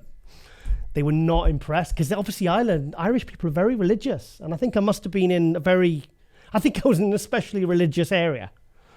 They didn't find it funny. And I said some other stuff that, I think because it was my way of coping with the unbelievable amounts of stress that I just had this huge heart attack and nearly died and was in the hospital in some foreign country. And, I think it was my coping mechanism. So note to self, don't make very, very tasteless jokes when you're in another country, especially when they're going to be putting their hands inside your body and tinkering with your ticker. Right. Just want to quickly show tinkering with your ticker. I've heard that was off Simpsons, I think. Yeah, because Homer Simpson has it. He has the same operation. I wonder how his went well, I think. I digress. Neil Curry, 15 weeks. I think he's dropped £8 or something in a week. Oh yeah. It's just, and he's now been prepped by Ben Chow. See, it says there, look. There you go. So he's moved away from Milos, and he's now been prepped by Ben Chow. So, yeah, we'll see how that goes. I'm sure it'll go great for the Olympia, because Ben Chow preps Hunter Labrada, last year's 4th place Olympia guy. Let's have a look. Yeah, here we are. Look. So Monday he was 241, and Sunday he's 230. That's actually in the first couple of weeks when you're prepping, even though he's already very lean. When you really tighten the diet up, the first week I've heard of guys losing like 15 pounds and everything. Big. I've seen like 300-pound guys I'm talking about. Like losing. It's almost just like tightening up the diet. It's just water. It just comes off. It falls off. I've heard of dramatic weight loss, from really big guys. But the thing is, he was already lean. That's impressive. I mean, well. What has he got to get down to? Oh, weight limit. Weight limit 215. So he's got, it's going to be easy. He's got 15 weeks to get from 234.8 to 215.6. So that's £2 a week. That's pretty easy. That's not going to be. I've got to stop fiddling with the mic. That's pretty. I wouldn't say it's easy, but it's achievable. It's achievable. So anyway, I just want to give a shout out there to Neil Curry. So we're rooting for you, mate, and we really appreciate you coming all the way up from Rotherham. His front lat spread is awesome. And he's got to keep the beard. So cool, isn't it? I didn't like it. I don't like it without the beard now. I think he should go for one of those like Luke Sando. Yeah. You know, like it's pointed. It's almost like the beard itself is shaped. Like a, you know, like Looks like the classic Santa Claus. you know those hedges. Yeah. You know when they shape them and they turn them. I'm not saying he should change his chin into like a dog or anything, or a cat or a bird or something or a bus. I just think like a pointed. I think he should go for shaved head at the side, slick back black hair, and the pointy beard. And I think he would just look. And he needs a new nickname or just a nickname. And he should go into the Olympia. He should get his YouTube going up and running, and he should come back to the studio. Classic curry. We'll think of something. Yeah. So anyway, so just obviously rooting for you, Brandon Brandon Curry, Neil Curry. Well, they do look very similar. So we're going to go to Jamie the Giant, who sent me these pictures because Jamie is getting ready currently. Main show is for the Arnold Classic UK, but I think he has put it out that he's doing the Yamamoto Pro this weekend. And these are the shots he sent me. And I think he's bang on £300 here.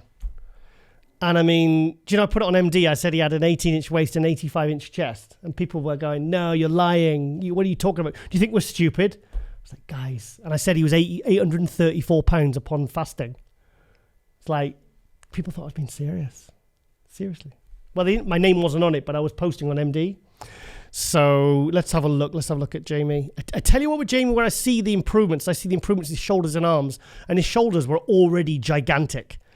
He's got a lot. Do you know what? He's got a really good shape, Jamie, isn't he? I know he needs a bit more calves and hamstrings, but for frick's sake, he's 6'5", and he's still a work in progress. But he's got, for a big guy, for a heavy guy, he has got a really, really nice shape. I mean, look at that. Everything. Look at, and there's a lot more going on his arms than there was last year. Yeah. So there we go. So I'm looking forward to seeing Jamie in Italy this week in the Yamamoto Pro Cup. Do you think he should win? He could win? Yeah. Well, he's got to go up against, I'll show you the two guys he's going up against who I consider to be his main competition and that I know are competing, because I still am a little bit unclear of who is competing in the Yamamoto Pro Cup. Can I say it again? Yamamoto Pro Cup. I need to slow down. Very excited. Is Andrea Muzzi, Mozilla, like I said, who we had, we've already mentioned him anyway, but it's kind of more of the same. But so Andrea Muzzi, I would say, God, my God, there's a guy who needs some carbs. Look at that. I tell you what, you don't want to steal his bench when you're training, do you? Look at him. I mean, that's a guy who's sick of dieting. But he's so, he's almost had enough. I think by the time, I think he's going to have a really good Christmas. He's going to be eating a lot of turkey. Well, probably not turkey, probably the potatoes and the Christmas pies with it. Christmas pie? That doesn't sound right. Pudding, Christmas pudding, yeah. Christmas pie. Yeah. So he looks tight, looks really tight. That's probably the best condition I think I've seen him from what I can gather from this picture. But so I would say the three favourites, like I said, that I know of are £300 Jamie the Giant, Jamie Christian, Andrea Muzzi, aka Mozilla, and 26-year-old Vlad Suhorochko. Now, Vlad is posting, I think this is definitely an old picture, isn't it, from early in the season? Because he did, what shows he done? Portugal? He's done a few shows, but he's doing very well in the points. So I believe we will see Vlad in the Olympia this year, because last year he made it through to the Olympia on points, but then the Ukrainian embassy said that they couldn't sort his visa. They said, well, we can sort your visa to America by May 2022. And he says, well, the Olympia is like 4 weeks away. So I remember we had him on and he was in the car and I thought he was going to start crying because he'd worked so hard to get that many points to get to the Olympia. And then he had problems with his visa. But he's now living in Dubai or Kuwait? Kuwait. Is it Kuwait? Yes, Kuwait. Yeah, with the O2 gyms, prepped by Ahmed Askar. But this is an old picture. I have seen some more recent pictures. Is this? I think this was the one. This is recent. He's a monster, isn't he? Look at that. Holy shit. Yeah, I really like Vlad. I like his physique. I like his attitude. Yeah. He's a good guy, isn't he? He's a good guy. And isn't he prepping? Prepping your friend Alex Small, Unreal. There we go, Alex Small. So it's great to see pros prepping other pros and, you know, sharing the knowledge and helping each other, elevate each other. It's great to see. And I'm just really happy for Vlad because obviously, I mean, you imagine how stressful that must be being Ukrainian, you know? That's, you know, because didn't he come on stage at Portugal with didn't you find his flag for him? Well, I was trying to. You were trying to find his flag because he was back, wasn't he? Tell us the story.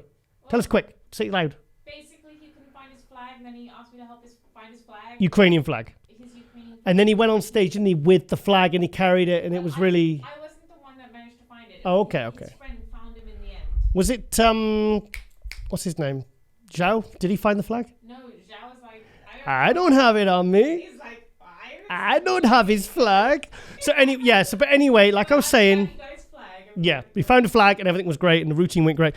But I mean, just think about what he's gone through as a Ukrainian, you know, the stress and, you know, family back home. And so, yeah, I mean, like I said, Vlad's a great guy anyway, but, you know, obviously you know, we're all rooting for him and be interesting to see how he does in Milan and Birmingham this month. So, yeah, look at his legs, crazy.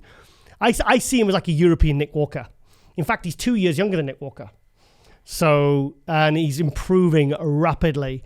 Very, very, very, very passionate, very disciplined, very, you know, here's a guy who's got laser focus. So, and we love you, mate. Yeah, it was nice to see him last year in Spain, wasn't it? Yeah, he's a good kid, great kid. Done a good article actually on, good article. Pat yourself on the back, Giles. For MD last year it was. So anyway. And we're going to go to, this is the guy that Robert Phil, wellness creator, he said, Giles, can you just help me promote this guy? And I was like, yeah, okay. So I saw the photos and I was like, hell yes, I can promote this guy. His name is Felipe Morias. He is Brazilian. He is 212. I believe he's qualified for the Olympia.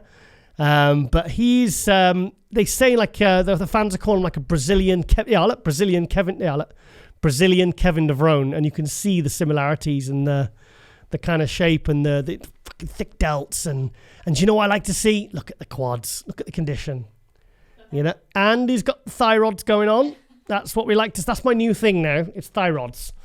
The few weeks ago it was not seeing everyone with big swollen shoulders. You know, which actually is really starting to annoy me actually, because a lot of people are doing that now, and athletes do not be seen. They are not being. Can't say it. Seem to be marked down for it. So yeah, I'm getting tired now, and running a curfew. Yeah, Robert Phil, wellness creator.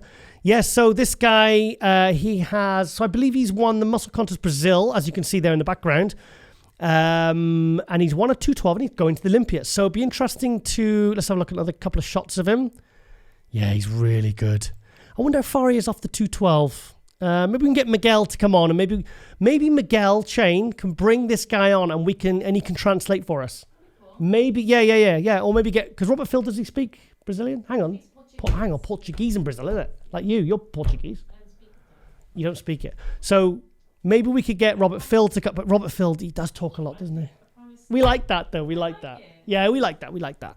Yeah. No, he's very, he really wants to promote this guy because he's obviously, you know, he said he's, and I put the post on MD Instagram and it got like 1,500 likes and loads of comments. So this guy is, well, like a lot of the Brazilian athletes, very, very well followed, very well supported. Let's have a look at it before and after. I just seen somebody else I recognize that. Yeah, so that was 6 years ago. Yeah, so he's progressing. Be interesting to see how far he is to the 212 because, like I said, he could maybe thicken the legs out a little bit more, you know, make improvements, you know, and be able to stay in the 212. There's I can't remember this guy's name now. Francisco Barrios. There you go. Francisco Barrios. Yeah, you remember from Spain? You got this pro card. Him and Rob Cannon, didn't they? Yeah. He's a great kid. He's only young. He's only in his 20s as well. He was blonde before.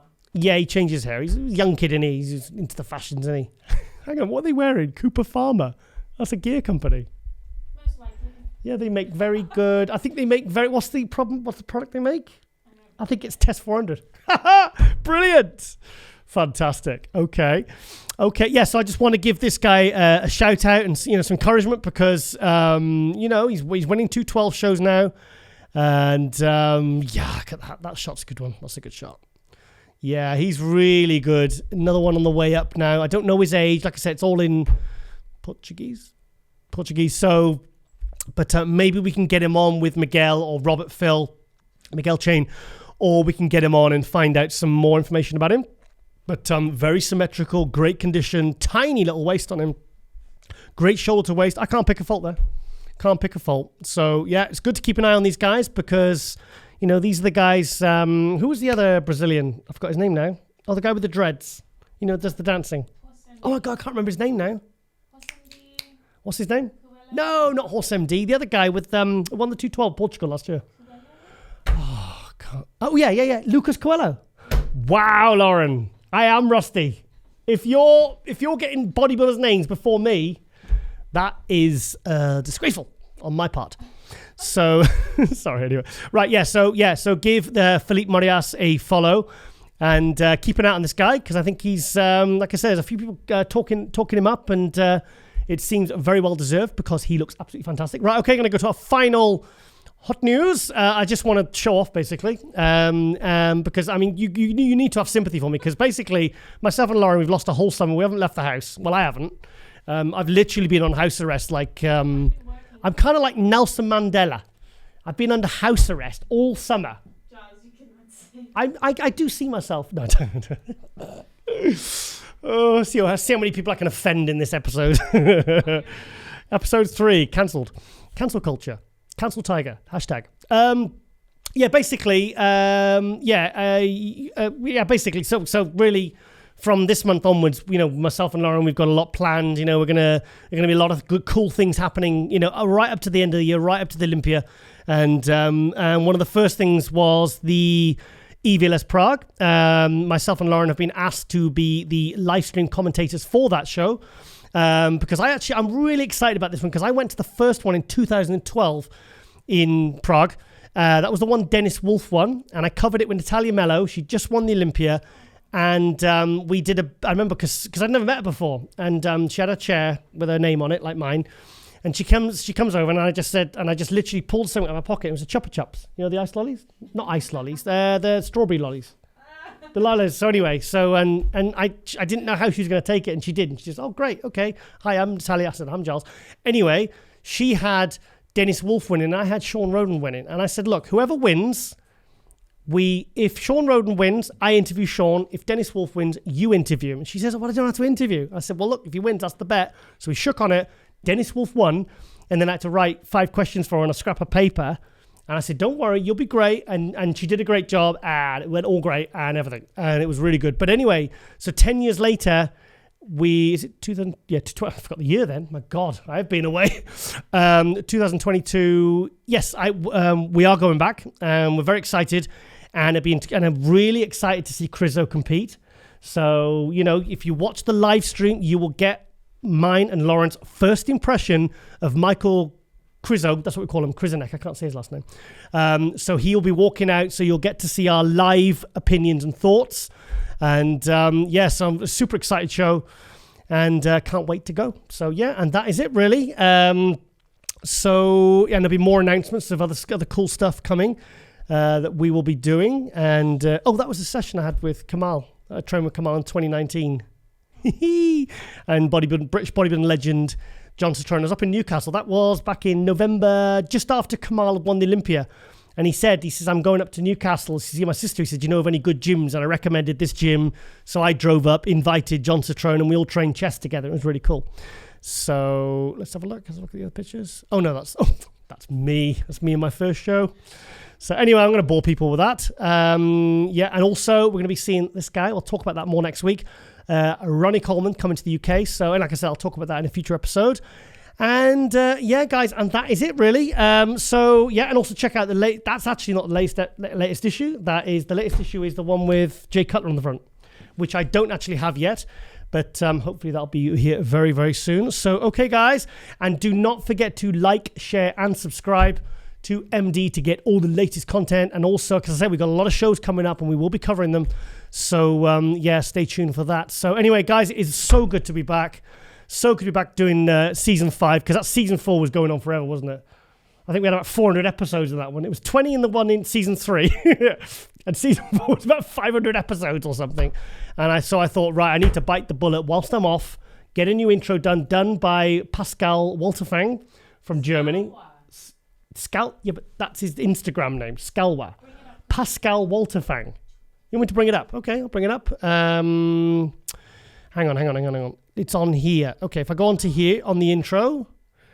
Here we are. Here we go. Skalwani. This is his Instagram. So Pascal Walter. No, he's changed it. So here he is. This is Pascal Walterfang, Skalwa. Videographer, very talented videographer. Did our intro for Global Muscle.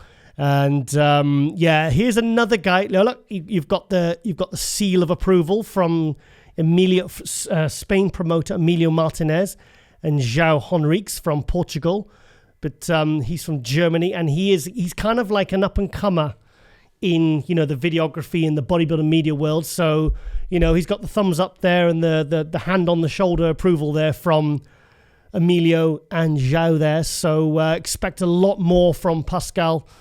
And look forward to doing some work with him as well, potentially in the future on some events. And yes, like I said, just we need, the more good people, the more talented videographers, photographers, writers, reporters, YouTubers. If you're here for the athletes and you're not here to take the piss out of them, we are here for you and we are here to support you. So there's a lot of fuckboys in there and stuff in the industry. So, but Pascal is looking like a very, very good new addition to the industry. So, okay then, guys, I think that is it for episode 2, season 5. I've completely lost track of the episodes, by the way. 140 something. But it's just really good to be back. So, big thank you there to Lauren Lutter, my lovely, lovely lady producer. And make me a nice chicken in the interval. And guys, and that is it. And we will see you next week for MD Global Muscle. And ladies and gentlemen, thank you for watching. Thank you for supporting. And we are out.